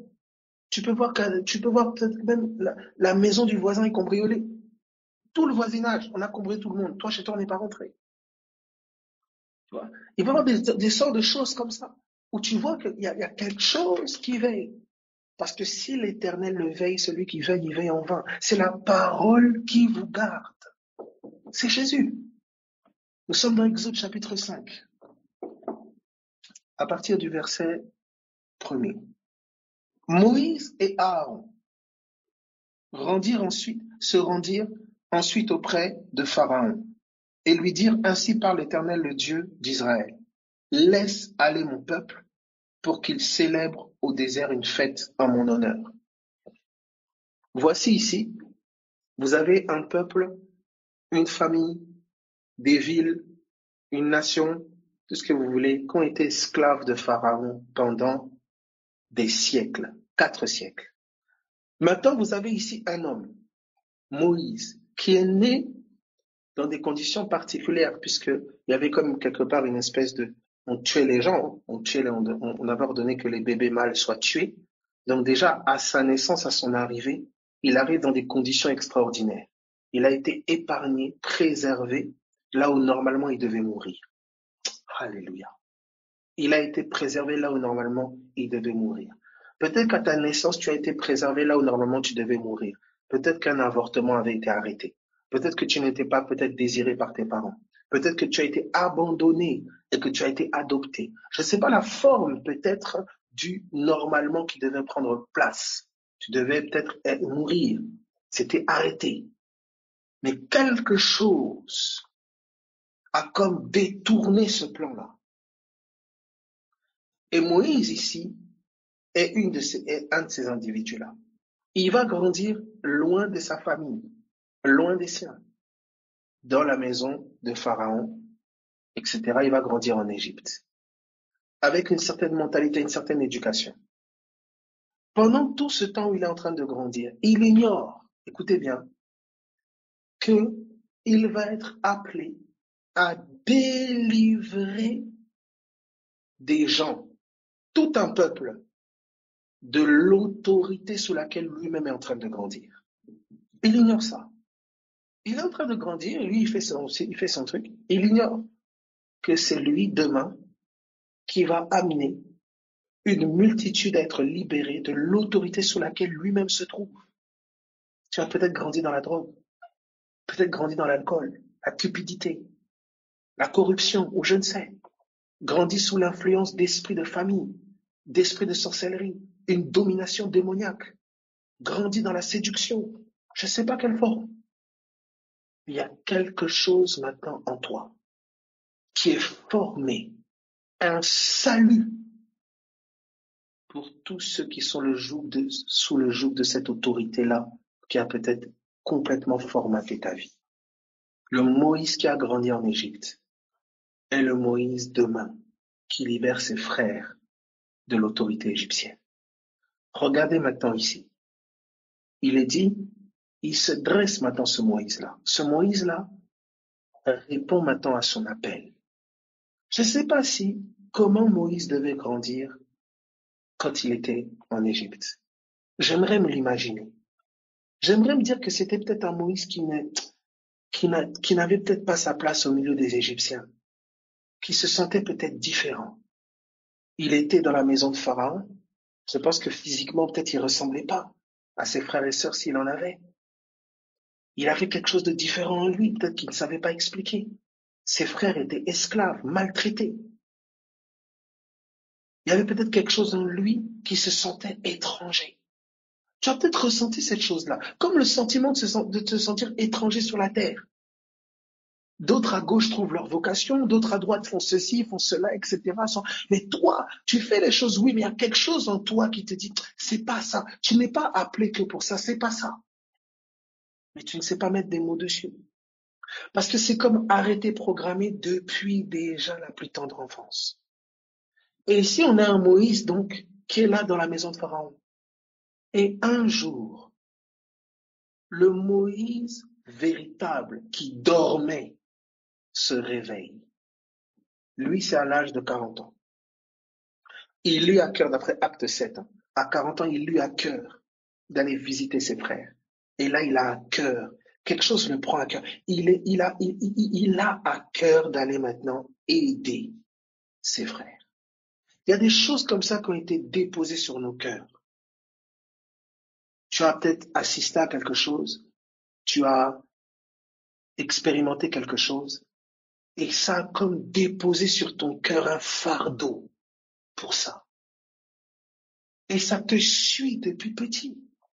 Moïse était né pour être le libérateur de ses frères. C'était en lui. Mais c'était comme endormi pendant des années. Et il y a une circonstance qui va réveiller ça dans Moïse.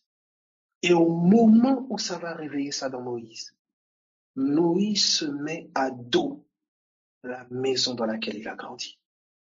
Il va à l'encontre de tous les principes dans lesquels il a grandi en Égypte. Il se met à dos l'Égypte. Parce que ce qui s'est réveillé en lui, c'était plus fort que lui. La parole dit, il n'a pas craint la colère de Pharaon. Il y a quelque chose en lui qui s'est réveillé, qui n'était pas de l'ordre de l'éducation, qui n'était pas de l'ordre des principes qu'il a appris. C'était de l'ordre de la destinée. C'était de l'ordre de son identité profonde. C'était en lui. Et si d'une manière ou d'une autre, tu as rencontré le Christ, c'est ça qui est en train de se réveiller en toi au fur et à mesure.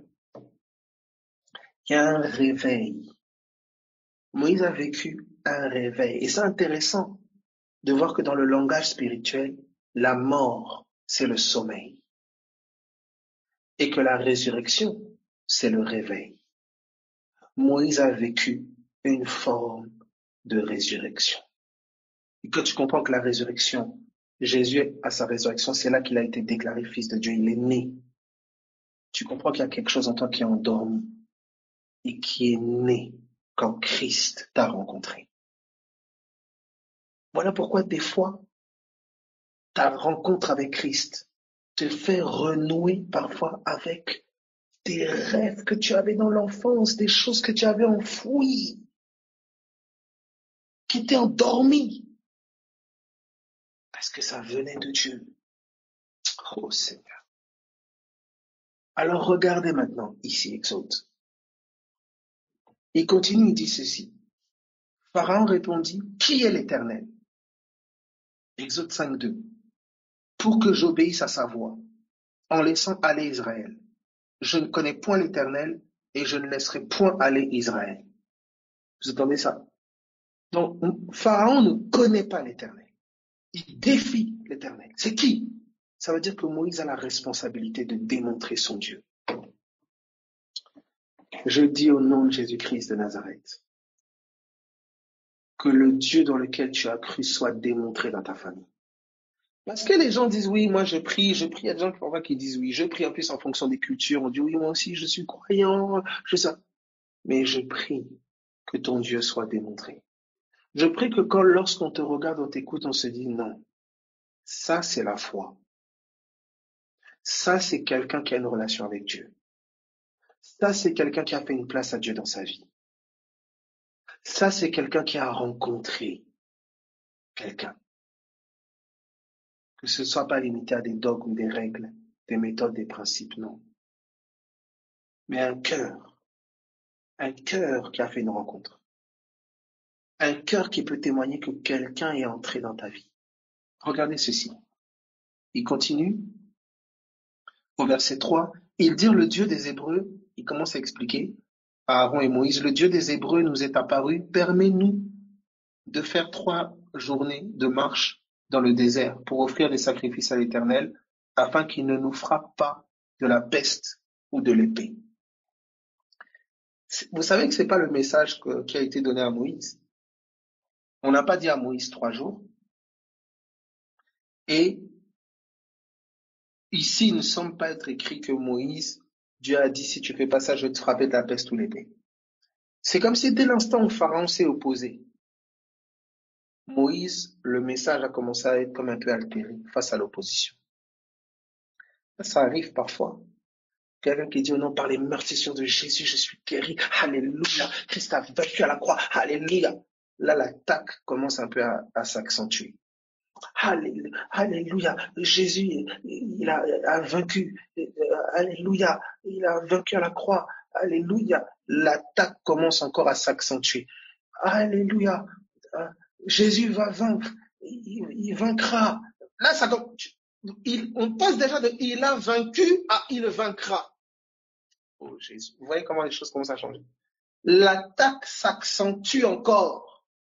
Alléluia, alléluia. Jésus, il va vaincre un jour, il va vaincre un jour. L'attaque s'accentue encore. Il n'y a plus d'alléluia maintenant. Jésus, viens m'aider, je t'en supplie, viens m'aider, s'il te plaît, viens m'aider. Oui. Quand l'attaque est un peu lointaine, alléluia, il a vaincu par ses meurtrissures, alléluia. Quand l'attaque s'accentue, voilà ici. Regardez Moïse. Début de Moïse, verset 1er. Ainsi parle l'Éternel, le Dieu d'Israël.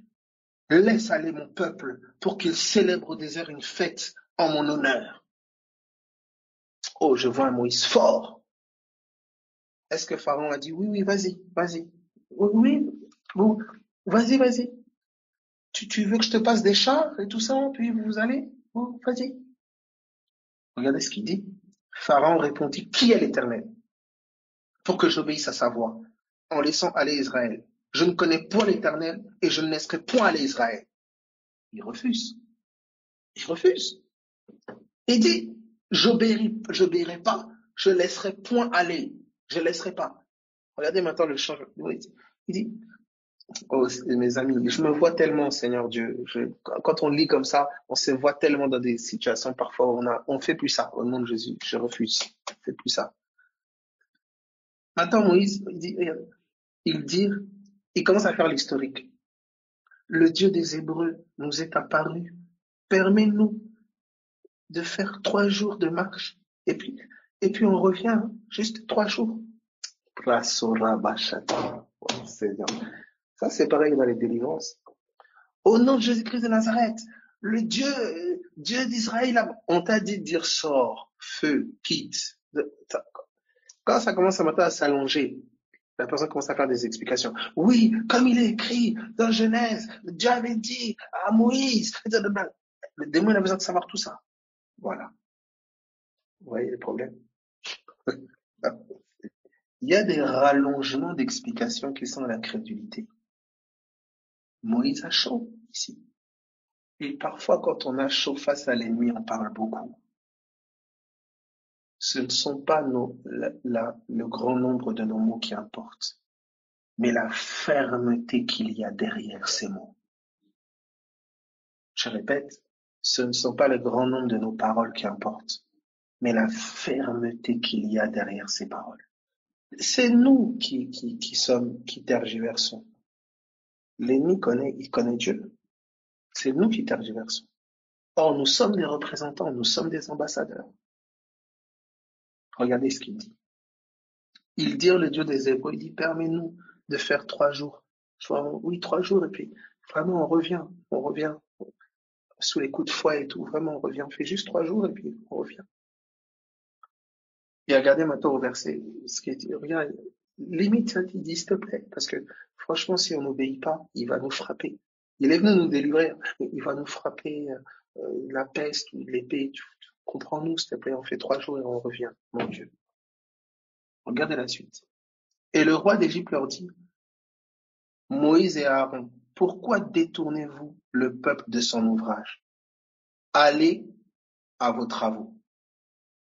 Pharaon dit, voici ce peuple est maintenant nombreux dans le pays, et vous lui feriez interrompre ses travaux. Et ce jour même, Pharaon donna cet ordre aux inspecteurs du peuple et aux commissaires. Vous ne donnerez plus auparavant de la paille au peuple pour faire des briques, qu'ils aillent eux-mêmes ramasser de la paille. Vous leur imposerez néanmoins la quantité de briques qu'ils faisaient auparavant, vous n'en retrancherez rien, car ce sont des paresseux. Voilà pourquoi ils crient en disant, allons offrir des sacrifices à notre Dieu. Regardez. Non, Pharaon, il est impoli. Oh là là. Je ne sais pas si vous sentez ici l'arrogance de Pharaon. Il est en train de dire à Moïse, arrêtez de distraire les gens là. Pourquoi vous voulez les distraire? Vous-même allez travailler, retournez, allez au travail. Allez. Quel mépris. Quel mépris. Mais c'est le même mépris que les circonstances vont sembler avoir. Tu as pris autorité dans la prière. Au nom de Jésus-Christ, je déclare. La parole dit alléluia. Pharaon, maintenant de ta situation, te regarde. Il dit, arrête-moi tes distractions là. Allez, retourne pas comme quand tu faisais avant là, quand tu connaissais pas Jésus. Arrête-moi ça. Reviens à cette addiction, tais-toi. Allez. Maintenant, une voix commence à parler en toi. Mais de toute façon, moi, ça a toujours été comme ça. C'est ma famille, c'est toujours comme ça. Regarde comment on est en train de t'agenouiller. Au nom de Jésus-Christ de Nazareth, ces choses n'arriveront plus. Regardez. Et pour bien faire sentir à Moïse et tous les autres, regardez ce qu'il fait. Il accentue la charge de travail. Ça veut dire qu'au moment où Moïse est allé, Après son passage, ça s'est empiré.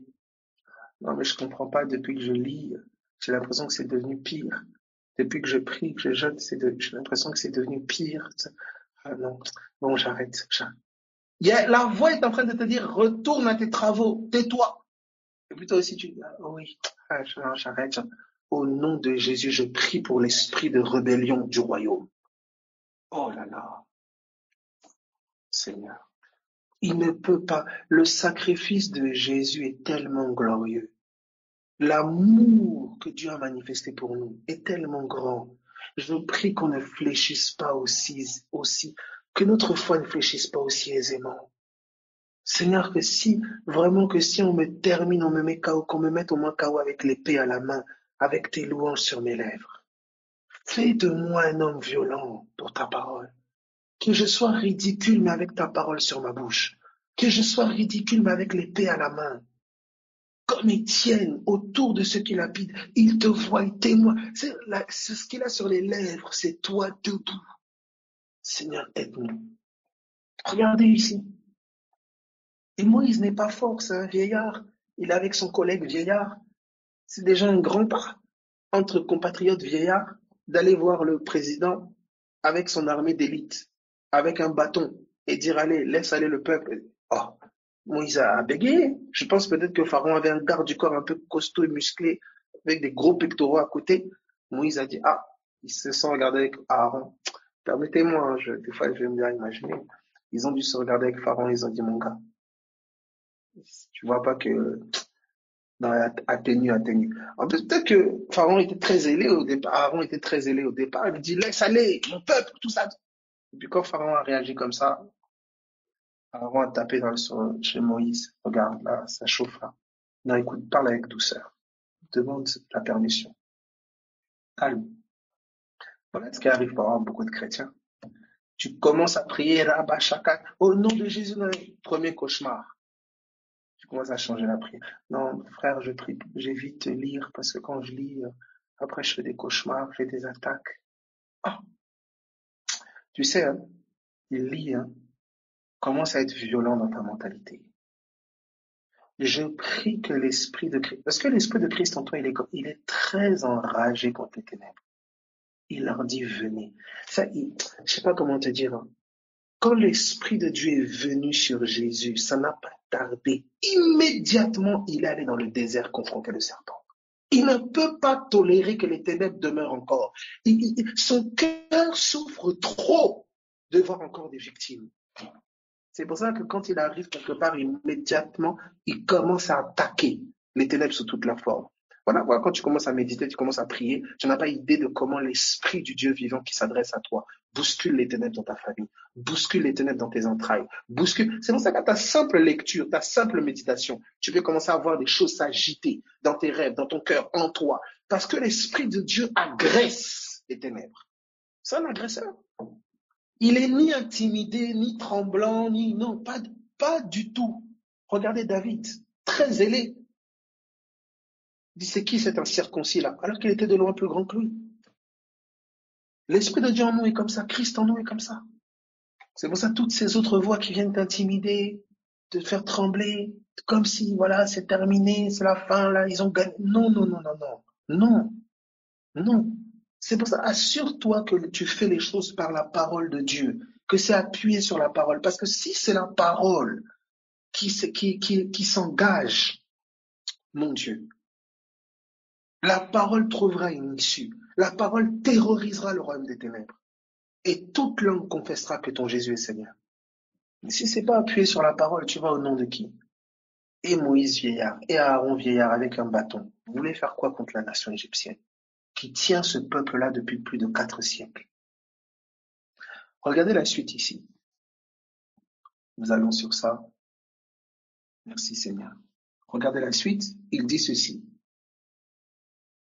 Il dit que l'on charge de travail, verset 9, Exode 5, 9, que l'on charge de travail ces gens, qu'ils s'en occupent et ils ne prendront plus garde à des paroles de mensonge. Donc regardez maintenant ce qu'on veut faire ici. On veut les charger de travail, on veut les occuper pour qu'ils ne prennent plus garde aux paroles.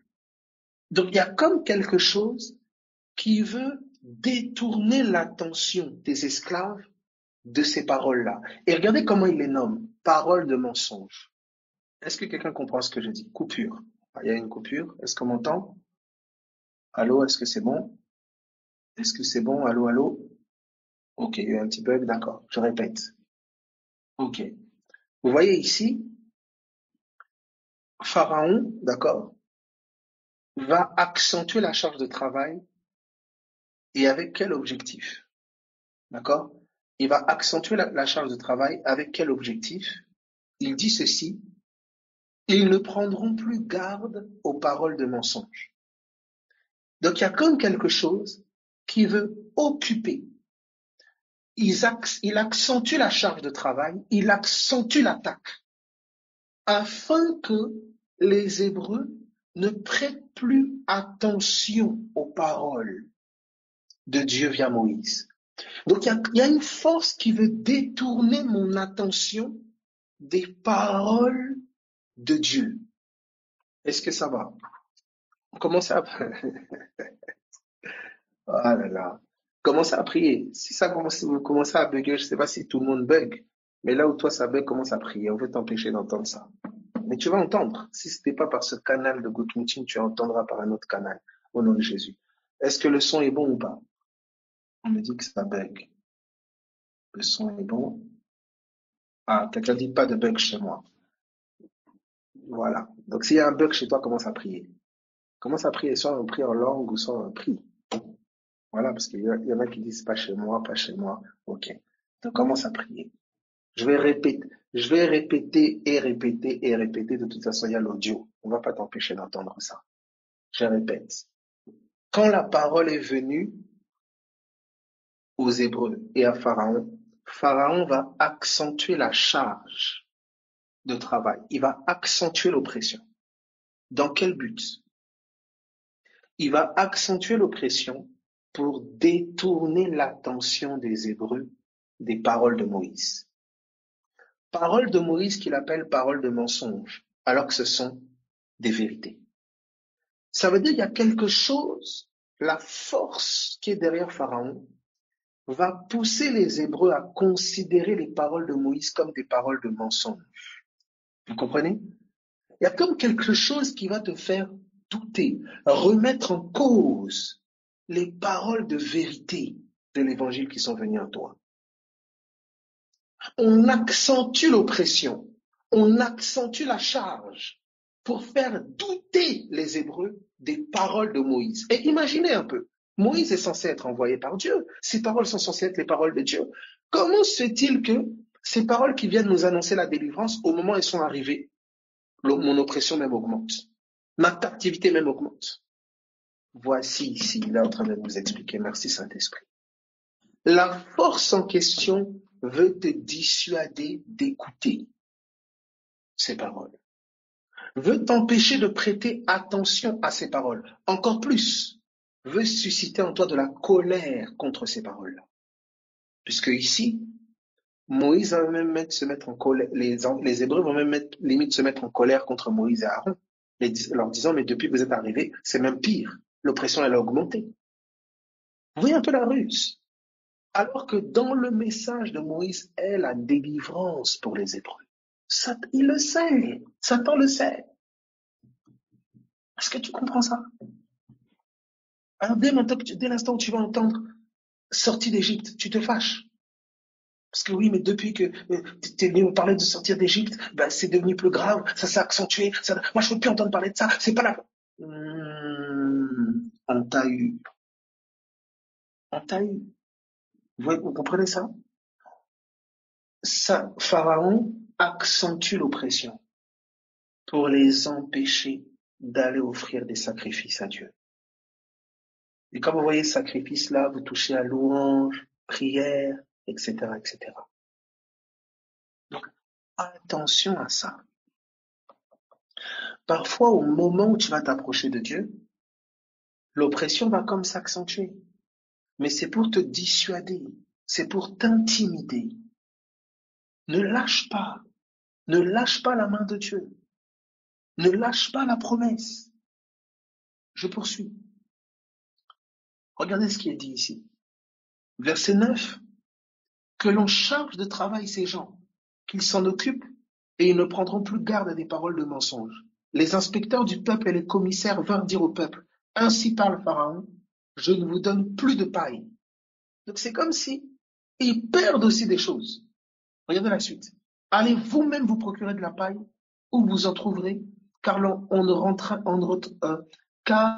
retranche rien de votre travail. Donc regardez, c'est comme si des facilités à leur travail leur sont retirées. On leur dit en gros, débrouillez-vous maintenant. Des fois, il y a des forces comme ça. Depuis que tu t'es donné à Dieu, on te prive de certaines choses. On te retire certains avantages que tu avais. Ah, depuis qu'on a appris que j'étais chrétienne au travail, depuis que j'en ai appris que j'étais chrétien, les gens ils sont devenus bizarres. Telle chose dans ta famille ou autre. C'est comme si, mais c'est quoi le but? C'est que tu renies ta foi, que tu abandonnes ce message, cette parole de Christ. Parce que l'ennemi sait le danger que c'est pour son royaume. Il va t'intimider. Ne lâche pas. Aie une mentalité de soldat. Aie une mentalité de guerrier. Regardez ceci, il continue. Verset 14. On bâtit même les commissaires des enfants d'Israël, établis sur eux par les inspecteurs de Pharaon. Pourquoi, disait-on, n'avez-vous pas achevé hier et aujourd'hui comme auparavant la quantité, etc., etc. Bref, verset 15.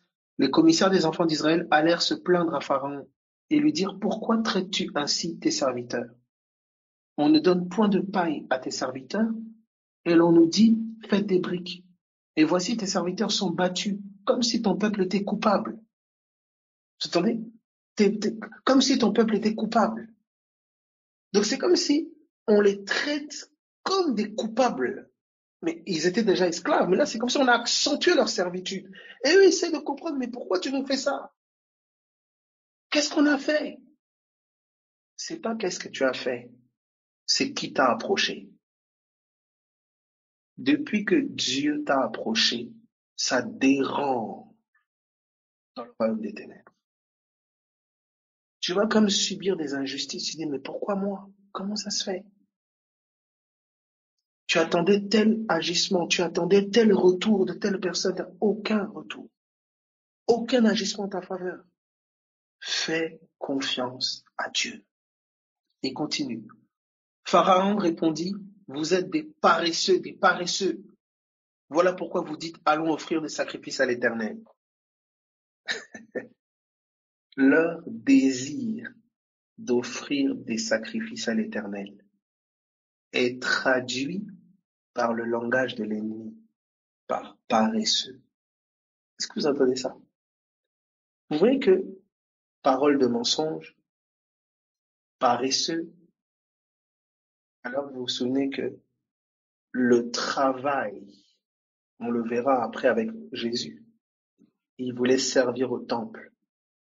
Jésus parle de travail, ne travaillez pas à ce qui périt. Donc d'offrir des sacrifices à Dieu, c'était un travail selon Dieu. Mais servir en Égypte, c'était le travail, la servitude égyptienne, c'était le travail selon Pharaon. Regardez maintenant les deux réalités. Pharaon dit travailler et il accentue la charge. Et là où les Hébreux veulent aller adorer par des offrandes et des sacrifices, il dit paresseux. Ça veut dire que Pharaon témoigne du travail de Dieu comme n'étant pas un travail. Est-ce que vous voyez cette opposition-là? Maintenant, j'approfondis. Jésus a sué du sang à Gethsémane, c'est-à-dire sur cette montagne où il a prié. Ça veut dire que en priant, Jésus a travaillé. Est-ce que je peux évoluer? Est-ce que je peux évoluer? Je poursuis. Il y a une dimension où la prière est un travail intérieur est un travail dans l'esprit. C'est pour ça, là où les portes sont fermées au niveau du naturel, opère au niveau du spirituel. Regarde ceci. Nous poursuivons ici. Verset 18. Donc verset 17, regardez. Pharaon répondit, vous êtes des paresseux. Voilà pourquoi vous dites, allons offrir des sacrifices à l'Éternel. Verset 18. Maintenant, allez travailler. On ne vous donnera point de paille et vous livrerez la même quantité de briques. Vous entendez ça? Maintenant, allez travailler. Donc, allez offrir des sacrifices là-bas, là. Vous comprenez? Bâtir l'édifice spirituel. Allez offrir des sacrifices là-bas dans le désert. Ça, c'est pas travailler. La servitude égyptienne, c'est le travail. Ça, c'est le langage de Pharaon. C'est pour ça qu'il faut que tu discernes. Il y a un travail naturel, il y a un travail spirituel. Et il y a des saisons dans la vie où le Seigneur peut t'appeler à travailler sur le plan spirituel. Parce que le naturel peut être bloqué, attaqué. Mais c'est le spirituel qui veille sur le naturel. À l'inverse, à chaque fois que tu es accablé, oppressé, attaqué, que des portes sont fermées ou autres, il y a une traduction, il y a une interprétation spirituelle à ça. C'est toujours pour toi, chrétien, une invitation à opérer dans l'esprit. Pour le non-croyant, c'est périr, accablement, destruction. Mais pour toi, homme, femme de foi, c'est le terrain du travail en esprit. C'est le terrain où la parole est bâtie en toi, enracinée en toi. C'est le terrain où tu as fermi ta volonté de la parole de Dieu. Tu enracines ton cœur dans la parole de Dieu. C'est le terrain où ton cœur est construit, où ton éternité est bâtie. C'est pour ça que pour les hommes, pour l'homme d'en bas, on dira le pauvre, la pauvre. Mais l'homme d'en haut dira, elle a vaincu, il a vaincu. Garde ton cœur plus que toute autre chose. Rends gloire à Dieu. Rends hommage à Dieu. Élève-le au milieu du feu. Comme Shadrach, Meshach, Abednego. C'est lui qui gardera le feu de te consumer. C'est lui qui fermera la bouche des lions. Comme pour Daniel. C'est lui qui fera taire la menace des lions. Alléluia. Alors, est-ce que vous voyez ici? Regardez maintenant le verset 20. En sortant de chez Pharaon, ils rencontrèrent Moïse et Aaron qui les attendaient. Ils leur dirent que l'Éternel vous regarde et qu'il juge. Vous nous avez rendus odieux à Pharaon et à ses serviteurs. Vous avez mis une épée dans leurs mains pour nous faire périr. Donc, en gros, on est en train de dire à Moïse et à Aaron, à cause de vous, voici maintenant ce qui nous arrive. Imaginez un peu maintenant, Moïse pouvait commencer à culpabiliser. J'aurais jamais peut-être dû leur annoncer ce message. Pourquoi j'ai écouté ce buisson ardent? D'ailleurs, est-ce que vraiment c'était pas une hallucination? Est-ce que c'était vraiment un vrai buisson? Je suis pas sûr. Et la voix qui me parlait là, et peut-être c'était un démon.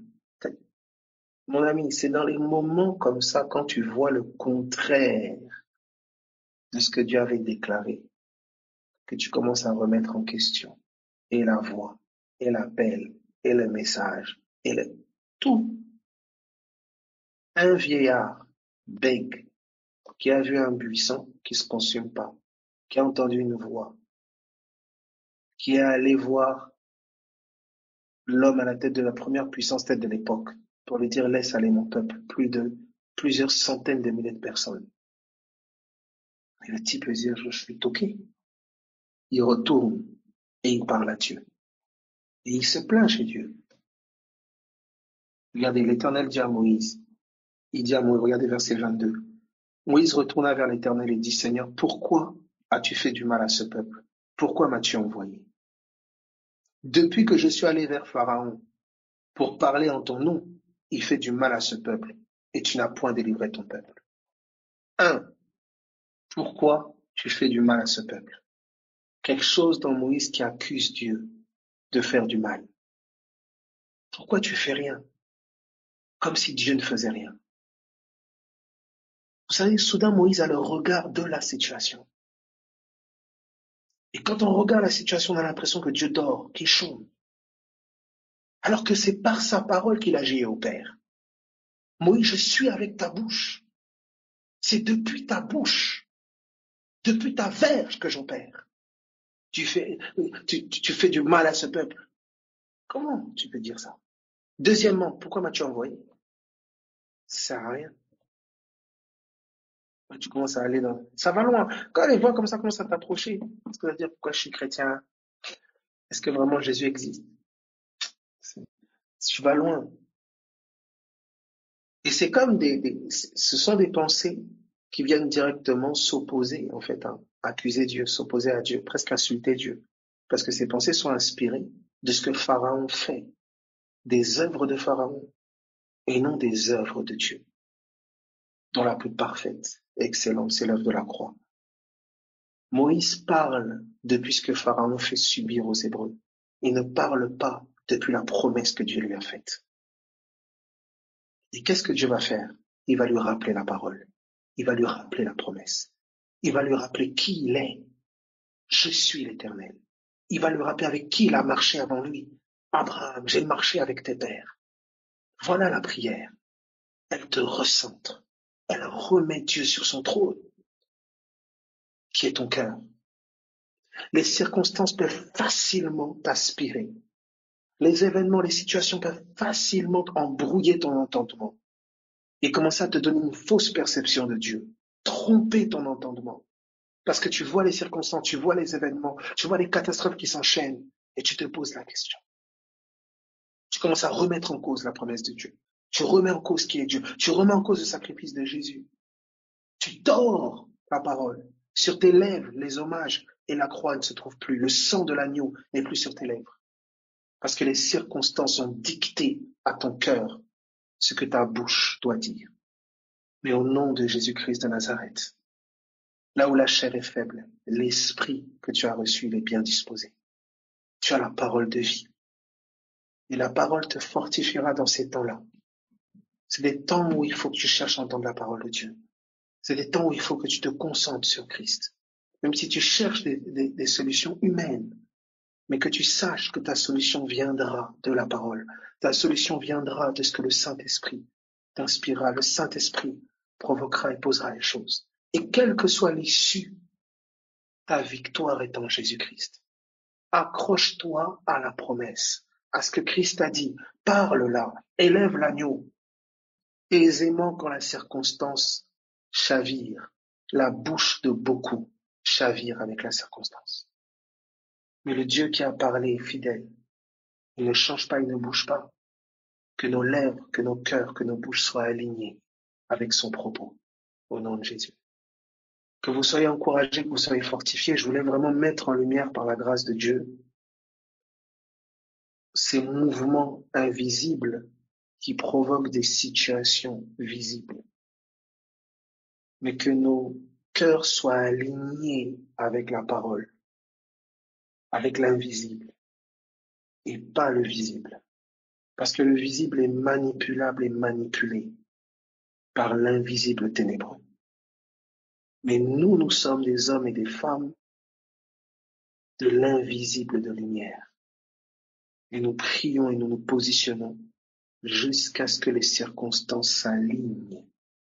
Les circonstances visibles s'alignent avec l'invisible du royaume de Dieu. C'est une guerre, c'est un combat violent, sans pitié. Satan est sans pitié. Il frappe partout où il peut frapper, partout où il y a brèche. Mais notre Rédempteur est vivant. Jésus-Christ a vaincu. Il voit là où je ne vois pas. Il sait là où je ne sais pas. Il contrôle et dirige là où je ne contrôle pas et je ne dirige pas. Il s'est frayé un chemin au milieu de la mer, là où des chemins ne semblent plus être. Mon seul secret, notre seul secret, c'est lui, c'est sa parole. Accrochez-vous à Jésus-Christ, faites-lui confiance autant que vous pouvez. Il soutient notre foi au nom de Jésus-Christ de Nazareth. Soyez bénis, bon courage à vous tous, force à vous tous. Amen.